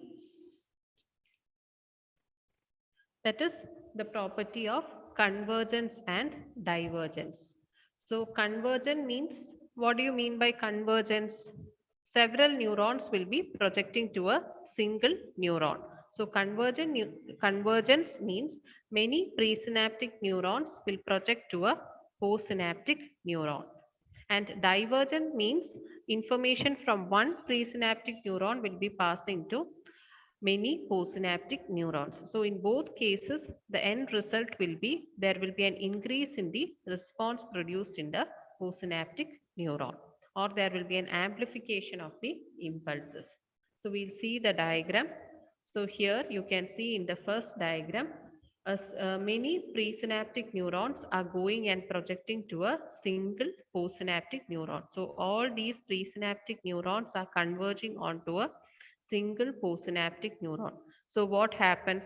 The potential changes that are produced by all these presynaptic neurons will add up, and they will result in amplification of the impulses that is reaching the postsynaptic neuron. So this property is known as convergence. Several neurons converging onto a single neuron is called convergence. And divergence is from one presynaptic neuron, the information is passing to several postsynaptic neurons. That is called as divergence. Okay. So these are the two properties, convergence and divergence. Property of convergence and divergence. In convergence, many presynaptic neurons will project to a single postsynaptic neuron. So what happens? The information that is, or the impulses that are coming from large number of presynaptic neurons will be integrated into a single postsynaptic neuron in order to produce a response. Okay, so this is what is seen in the different cells of your spinal cord. The property of convergence. When you discuss about the corticospinal tract or the pyramidal tracts in your motor system, you will come across this property. Several neurons converging onto a single neuron to produce an amplified response. And divergence means information from one presynaptic neuron will pass to many postsynaptic neurons. So here what is happening, a single impulse that is arising from the presynaptic neuron is converted into a number of impulses which will go to several postsynaptic neurons. Okay. So here also there is amplification of impulses occurring. So that is the next property, the property of convergence and divergence.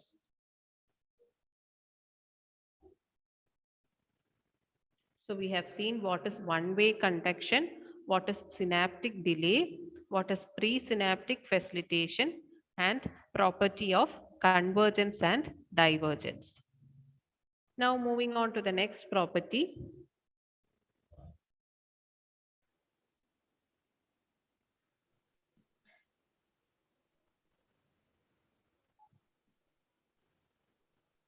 That is summation. Now you might have come across this term in your experimental physiology classes. Isn't it? Have you heard of summation in your initial classes in experimental physiology? Yes, ma'am. Yes, summation means simply to add up, isn't it? So what is happening here? There are mainly two types of summation. You have got temporal summation and spatial summation. Now we have already seen the synaptic potentials. We have seen that the synaptic potentials can add up. Why? Because they are graded potentials. So they can add up. Several synaptic potentials can add up together to produce an enhanced response. So coming to temporal summation occurs when a repeated stimuli are applied at very short intervals. You are applying several stimuli repeatedly at very short intervals. What happens? The subsequent stimulus will get added up to the previous one, resulting in a larger response. This is called as temporal summation.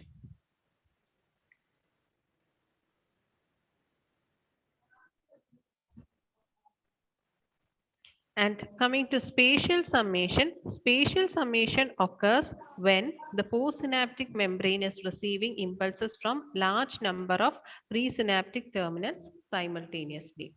So here what happens, the effect of all the impulses will be added up together, and so that sufficient amount of neurotransmitter is released to produce a greater response. So these are the two types of summation, temporal summation and spatial summation.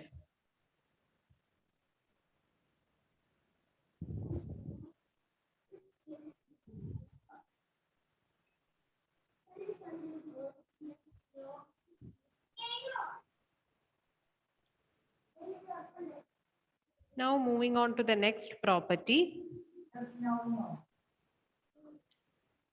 Before that, these are the figures for temporal summation and spatial summation. So here you can see in temporal summation, repeated stimuli are applied at short intervals. Okay, repeated stimuli will be applied at very short intervals. So the next subsequent stimulus will add up to the previous postsynaptic potential and a larger response will be produced. Whereas in spatial summation, the postsynaptic neuron will be receiving impulses from several presynaptic neurons simultaneously. So the effect of all the impulses will be added up together and it will produce a greater response. So that is spatial summation.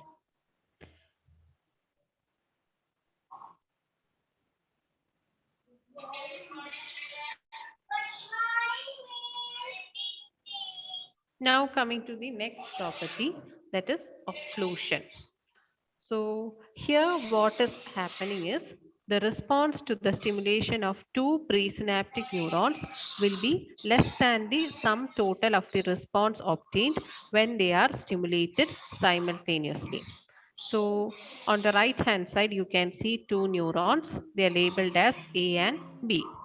Now, when A is stimulated, it can lead to the production of response in 5 postsynaptic neurons. See, 1, 2, 3, 4, and 5. Similarly, when B is stimulated, it can also lead to the production of response in 5 postsynaptic neurons. 1, 2, 3, 4, 5.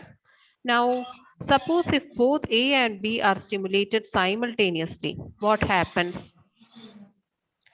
When they are stimulated individually, they are producing response in 5 postsynaptic neurons together. But when they are stimulated simultaneously, they are producing response only in 8 neurons. 2 of the postsynaptic neurons are in the overlapping. They are sharing among both A and B. So this property is known as occlusion. That is, response to stimulation of two presynaptic neurons is less than the sum total of the response obtained when they are stimulated simultaneously. Okay.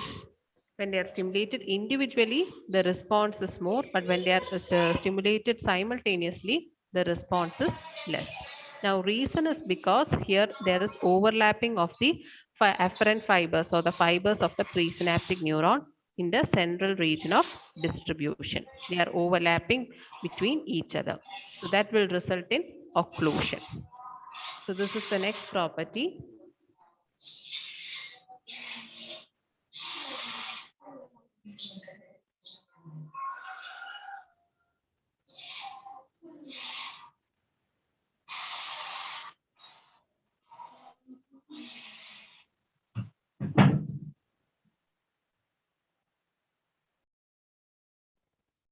Now the next property is subliminal fringe mechanism or the subliminal fringe effect.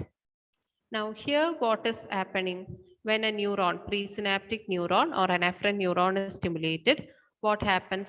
An afferent neuron which has got many presynaptic terminals will be excited to a threshold level and an action potential will be produced. But some of the neurons will be lying in the fringe area or in the peripheral zone, that is the zone outside the area of discharge. Now, these neurons will be excited only to a subthreshold level. Subthreshold level means a level that is below the threshold level. Only when the neurons are excited to a threshold level can they produce the response. When they are excited to a subthreshold level, their excitability will be increased, but a response or an action potential will not be generated.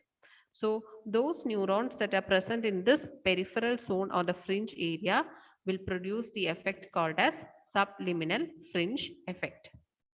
So we'll see the diagram.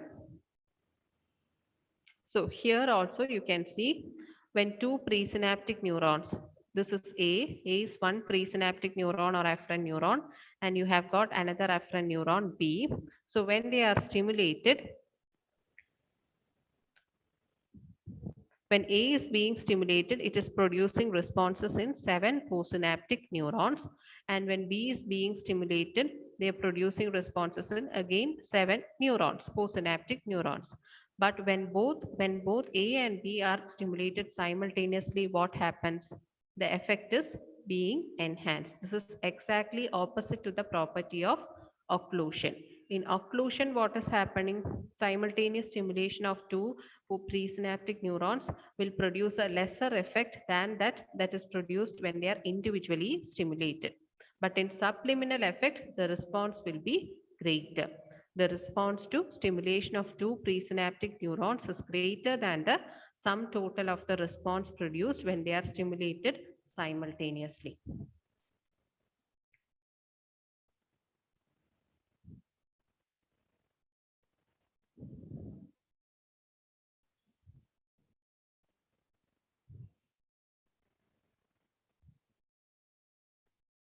So I hope the property of occlusion and subliminal fringe effect is clear.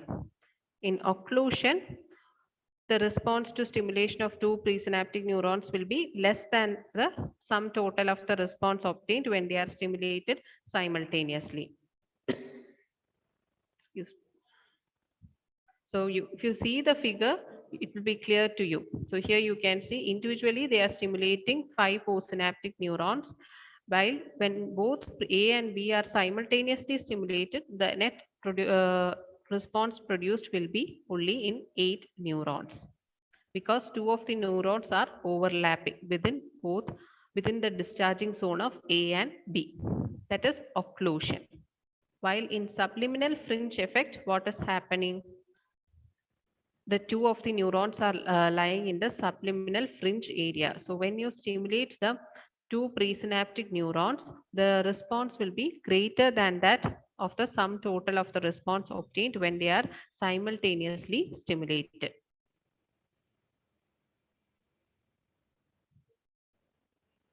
That is here when the afferent neuron A is, or the presynaptic neuron A is stimulated, the response is produced only in 5 of the postsynaptic neurons, while 2 of the postsynaptic neurons are in the subliminal fringe zone. They are getting stimulated, but the stimulus is not enough to produce a response. And similarly, when B is stimulated also, only 5 neurons are reaching a discharge zone and producing a response. 2 of the neurons are remaining in the subliminal fringe zone. But if you stimulate both A and B simultaneously, the number of postsynaptic neurons producing the response will be greater. It will be almost 12 when you add it up together.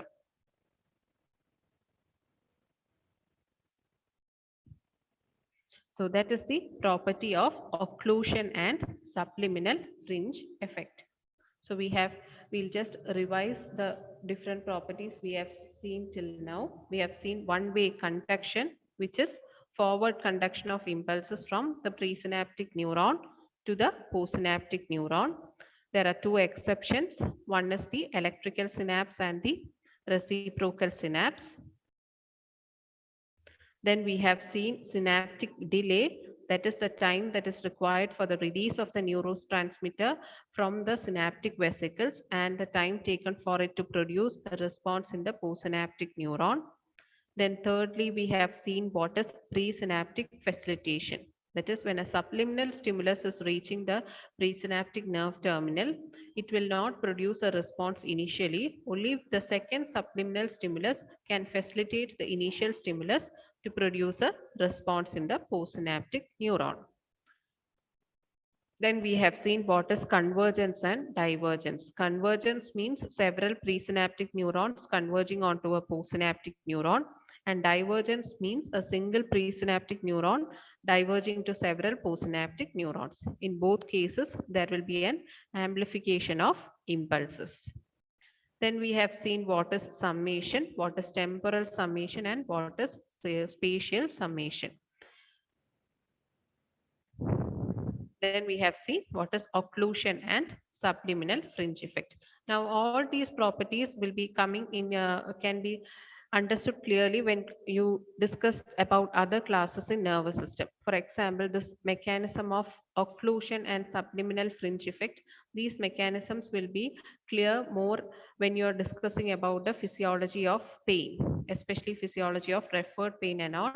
This property of summation, occlusion and subliminal fringe effects will become more clear.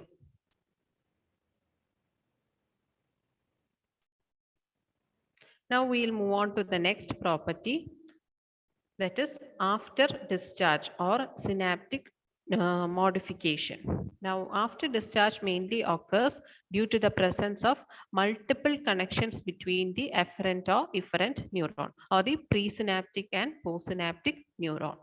Now, such property is mainly seen in the synapses that you can find in the neuronal pools of the brain and spinal cord. So here what is happening is the synaptic discharge or the phenomenon of synaptic transmission will continue even after the initial input signal is over. That is why you call this property as after discharge, a property that is persisting even after the initial signal has been completed. It is also called as synaptic modification.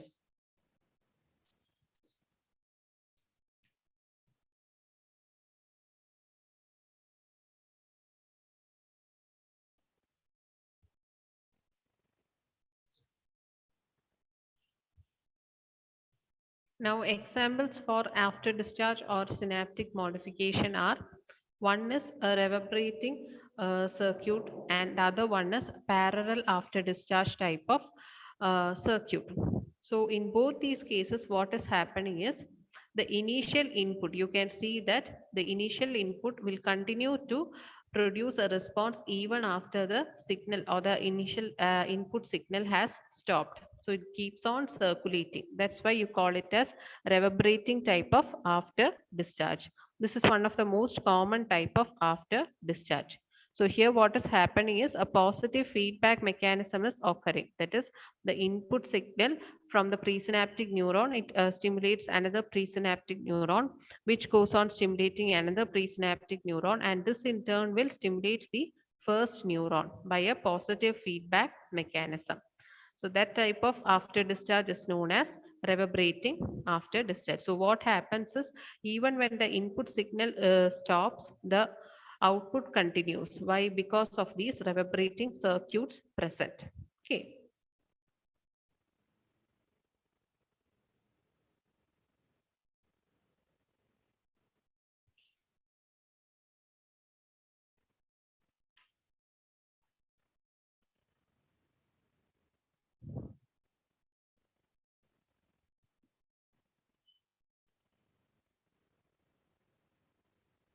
Now, parallel type of after discharge means you can see that when the signal is passing from the presynaptic neuron to the next postsynaptic neuron, you can see that the signal is spreading to several neurons which are arranged parallelly. Okay. So each input signal is passing on to several neurons that are arranged parallelly. So multiple number of postsynaptic neurons will be stimulated, and the ultimate effect is the output signal will be persisting even after the initial signal has stopped to occur.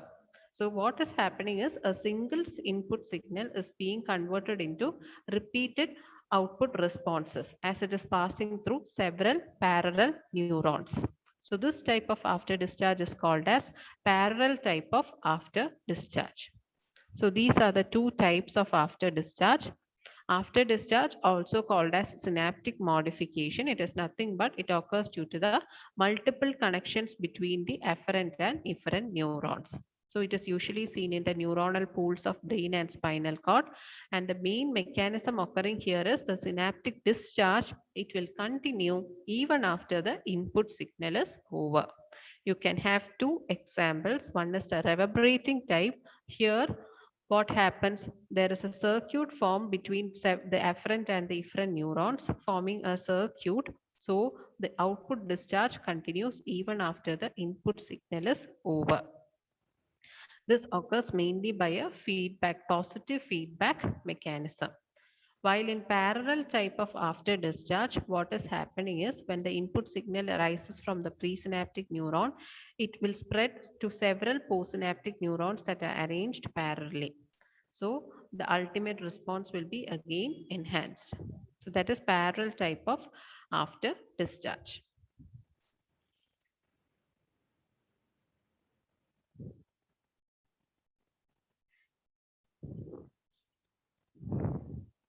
Now moving on to the next property, that is synaptic fatigue. Now fatigue is another mechanism which you have seen in experimental physiology classes. The mechanism is same here also. When a presynaptic neuron is stimulated repeatedly and rapidly for some time, what happens? Initially, the rate of impulse discharge within the postsynaptic neuron will be very high, but after some time, there occurs a gradual decrease in the response, and finally, the postsynaptic response will eventually disappear. This phenomenon is known as synaptic fatigue. Okay. It is a temporary phenomenon. If you give adequate rest, after some time, the property of synaptic discharge will again come back. Okay, that is called as synaptic fatigue. Now, one advantage of this property is that it is protective against any type of excessive neuronal activities. For example, in case of seizures or epilepsy, what is the basic underlying phenomenon that is occurring is there will be an increase in the neuronal activity within your brain. So this synaptic fatigue, it acts as a protective mechanism and it will help to produce a cessation or stoppage to that neuronal activity. So this is the reason why most of the epileptic episodes or the seizure episodes, they will subside after some time. Okay. So that is one application of synaptic fatigue.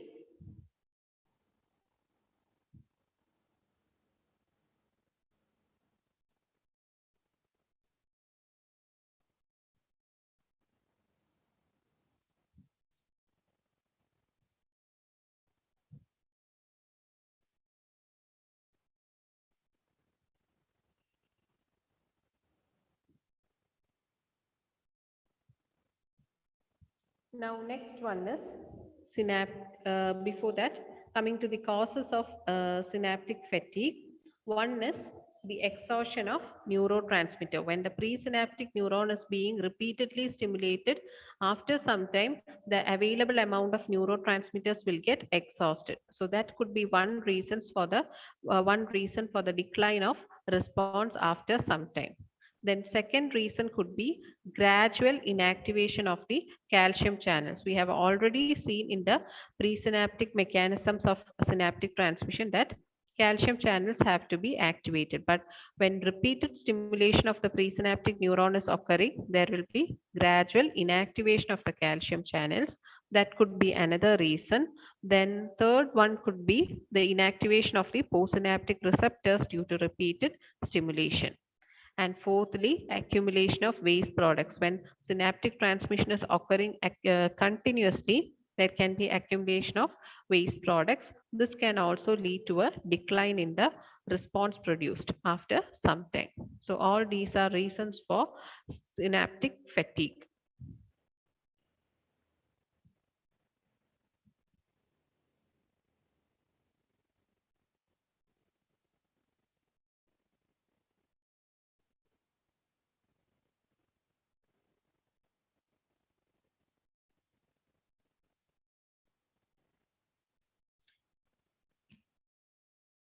Exhaustion of the neurotransmitter, gradual inactivation of calcium channels in the presynaptic membrane, inactivation of postsynaptic receptors due to repeated stimulation, and accumulation of waste products.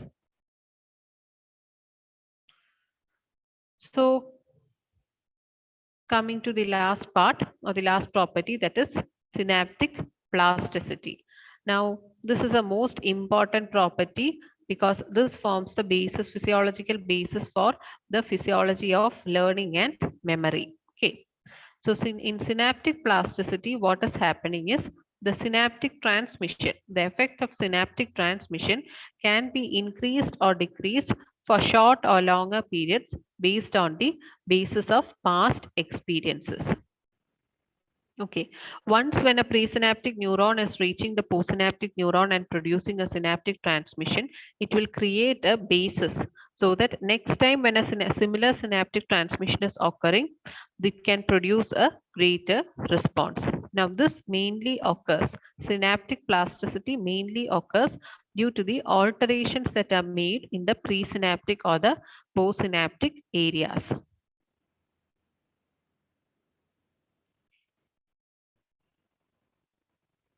Now, synaptic plasticity, it involves several mechanisms. Few examples are, one is post-tetanic potentiation.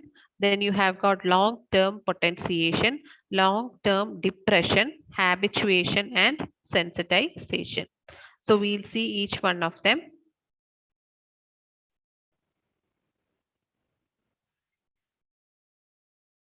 So coming to post-tetanic potentiation. So here, when a presynaptic neuron is stimulated with a single stimulus followed by a volley of stimuli for 2 seconds.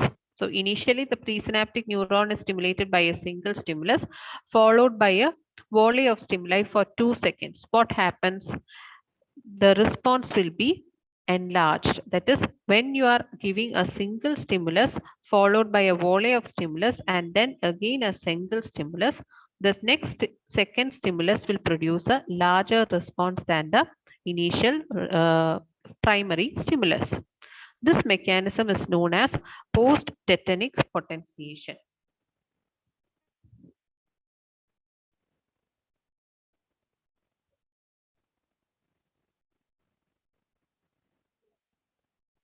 Now, why this post-tetanic potentiation is occurring is mainly because there will be an increase in the intracellular calcium ions in the presynaptic neuron. So that is the ionic basis for post-tetanic potentiation to occur. The presynaptic neuron is stimulated with a single stimulus followed by a volley of stimuli and then again a single stimulus. So this second stimulus will produce a larger response than the first stimulus.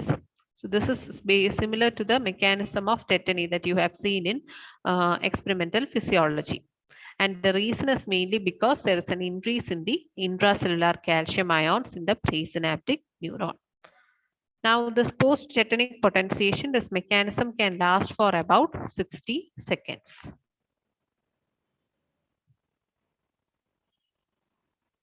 Now coming to the next one under synaptic plasticity, that is long-term potentiation. Now long-term potentiation, it is a continuation of the post-tetanic potentiation. That is, when the post-tetanic potentiation is prolonged for more than 60 seconds and it is lasting for several days, then you call the mechanism as long-term potentiation. Now this long-term potentiation is the basis for the physiology of learning and memory. The physiology behind how you can recall the things and how the mechanism of learning is occurring in your brain. All this can be explained by the long-term mechanism of long-term potentiation. The same as post-tetanic potentiation, only difference is this long-term potentiation, as the term suggests, it will last for several days to months. Okay. And the reason here is there will be, one is the increase in the intracellular calcium ions in the postsynaptic neuron. Remember, in the post-tetanic potentiation, we said that there is increase in the intracellular calcium ions in the presynaptic neuron. Here in LTP or long-term potentiation, the reason will be due to the accumulation of calcium ions in the postsynaptic neuron. Then certain anatomical modifications can occur in the presynaptic and postsynaptic area. One is there will be growth of new presynaptic release sites. So more amount of neurotransmitters will be released. Then there will be synthesis of new postsynaptic receptors. This can also enhance the mechanism of synaptic transmission. Also, there can be an increase in the number of dendritic spines in the postsynaptic neuron. So all these can contribute to the mechanism of long-term potentiation, which forms the physiological basis of learning and memory. Again, you will be having a class on physiology of learning and memory, where you will be learning in detail the mechanism of long-term potentiation. So For time being, just know what is long-term potentiation and what are the reasons for this long-term potentiation. Potentiation means to enhance. Post-tetanic potentiation means here it is occurring within a short span of time, that is roughly around less than 60 seconds. Whereas long term means it will be persisting for longer duration, like for several days to months. Now, long-term depression is another example of synaptic plasticity, which has got the exact opposite mechanism of long-term potentiation. So here what is happening is when the presynaptic neuron is stimulated, it will result in a decrease in the intracellular calcium ions. So what happens, there will be a decrease in the number of receptors that are being synthesized in the postsynaptic neuron, resulting in a decrease in the response produced. Okay, that is long-term depression. Long-term potentiation means there will be an enhancement in the response produced due to an increase in the intracellular calcium, whereas long-term depression means there will be a decrease in the response produced.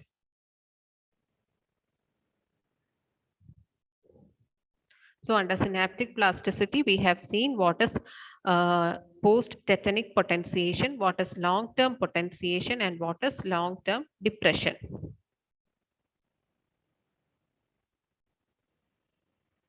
Now coming to the next one, that is habituation. What is habituation? Now the best example to describe habituation is, suppose you are entering a room. Initially, you are entering a new room for the first time. Initially, the sound of the fan may be disturbing for you all, isn't it? The best example is when you are going to your hostel room for the first time. For the initial 1 or 2 days, the sound of the fan may be disturbing to you all. But after as the time passes, you will find that you just ignore the sound of the fan. It no longer bothers you, isn't it? This is mainly due to the mechanism of habituation. Okay, another example to describe habituation is the touch sensation that are produced by the clothes which you wear. So initially, you may you may feel the touch sensation of the clothes that you're wearing on your body, but as time passes, it no longer bothers you. You will not be aware of the clothes that are being worn on your body. All these can be explained by the mechanism of habituation. So here, when a neutral stimulus, that neutral stimulus means a stimulus that neither causes excitation or inhibition. So a neutral stimulus, when it is repeated several times, you become adapted to that. So the response will gradually decrease and finally disappear.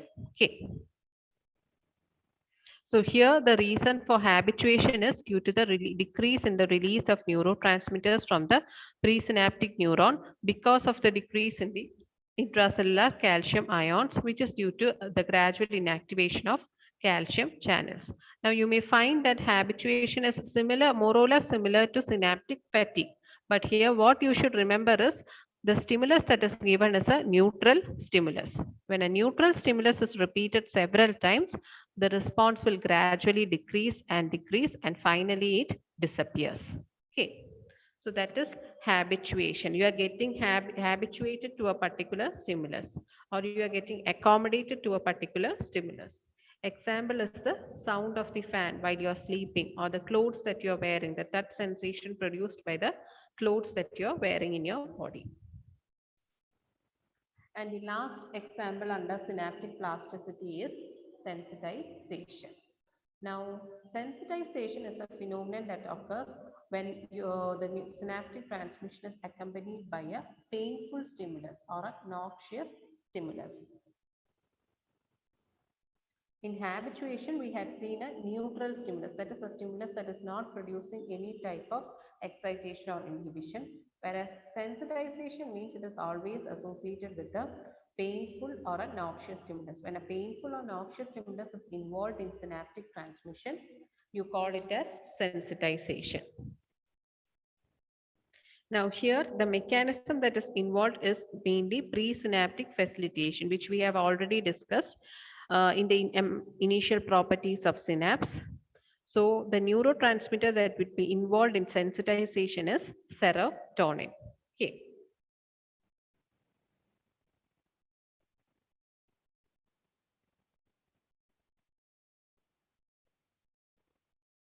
Now, one example is now you are being habituated to a neutral stimulus. You are being habituated to a neutral stimulus, and once this neutral stimulus is paired with a noxious or a painful stimulus, what happens?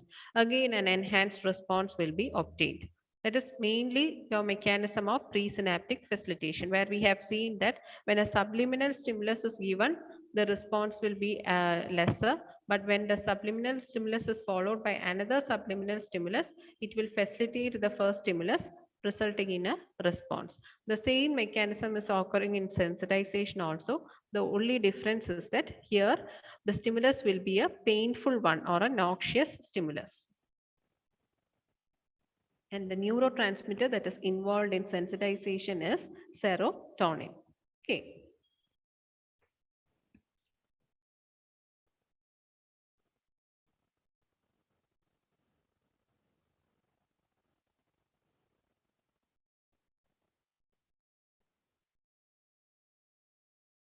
So these are the different properties of synapse. We have seen almost 12 to 13 properties. Only one property is remaining, that is synaptic inhibition, which I'll be discussing in the next class.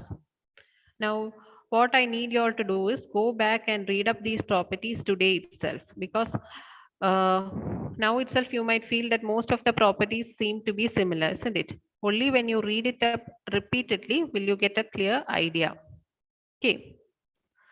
So I'll just summarize the different properties. So we have seen what is one-way conduction, synaptic delay, then presynaptic facilitation. That is, a second stimulus is facilitating the response of the first stimulus. Then we have seen what is convergence and divergence.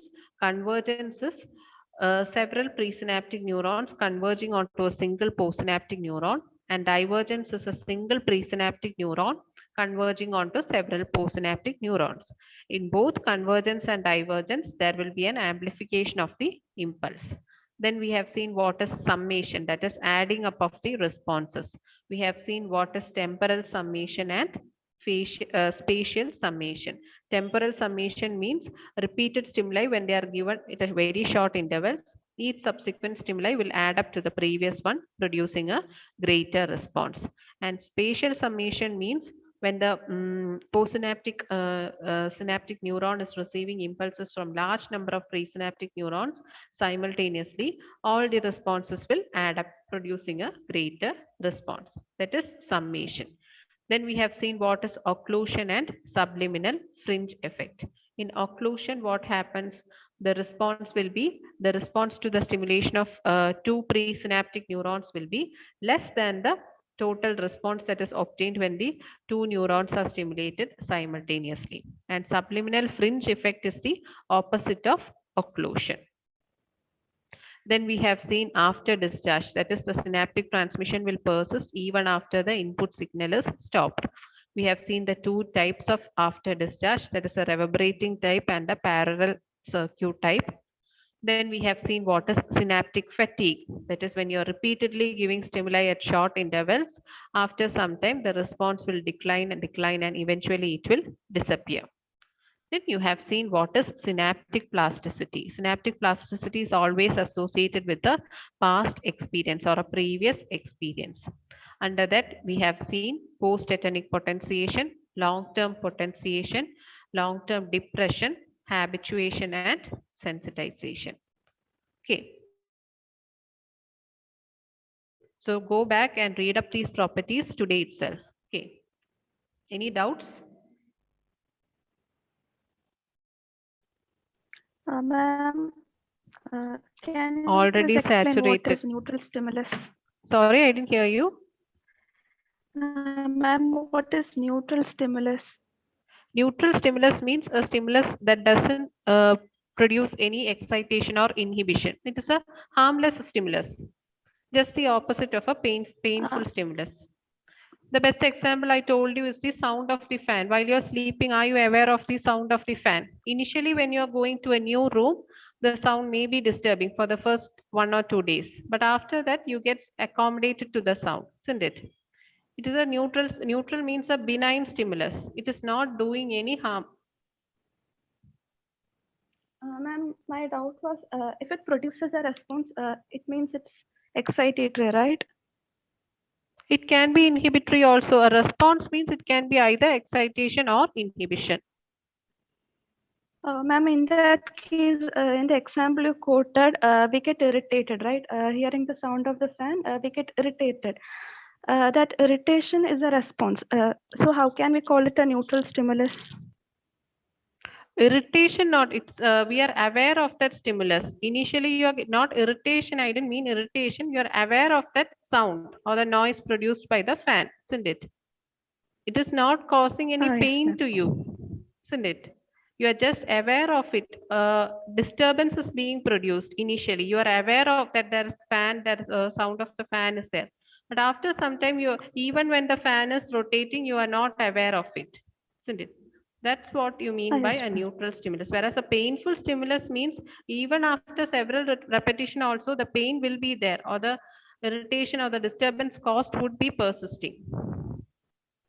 And it will produce Okay, a ma'am. painful stimulus will often enhance the response, whereas a neutral stimulus means after as the time passes it is declining the response. You are getting habituated to it. Okay, ma'am. Clearer? Yes, ma'am. Okay. Okay. Thank you, ma'am. Okay.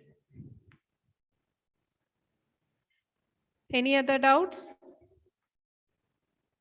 Okay, then we'll wind up. So today we have mainly discussed about the synaptic potential and properties of synapse. Now what remains is the most important property, that is synaptic inhibition, which we'll be discussing in the next class. So read up. Next class we'll begin with a question answer session. Okay. Okay, then thank you. Thank you, ma'am. Thank you, ma'am. Thank you, ma'am. Thank you, ma'am.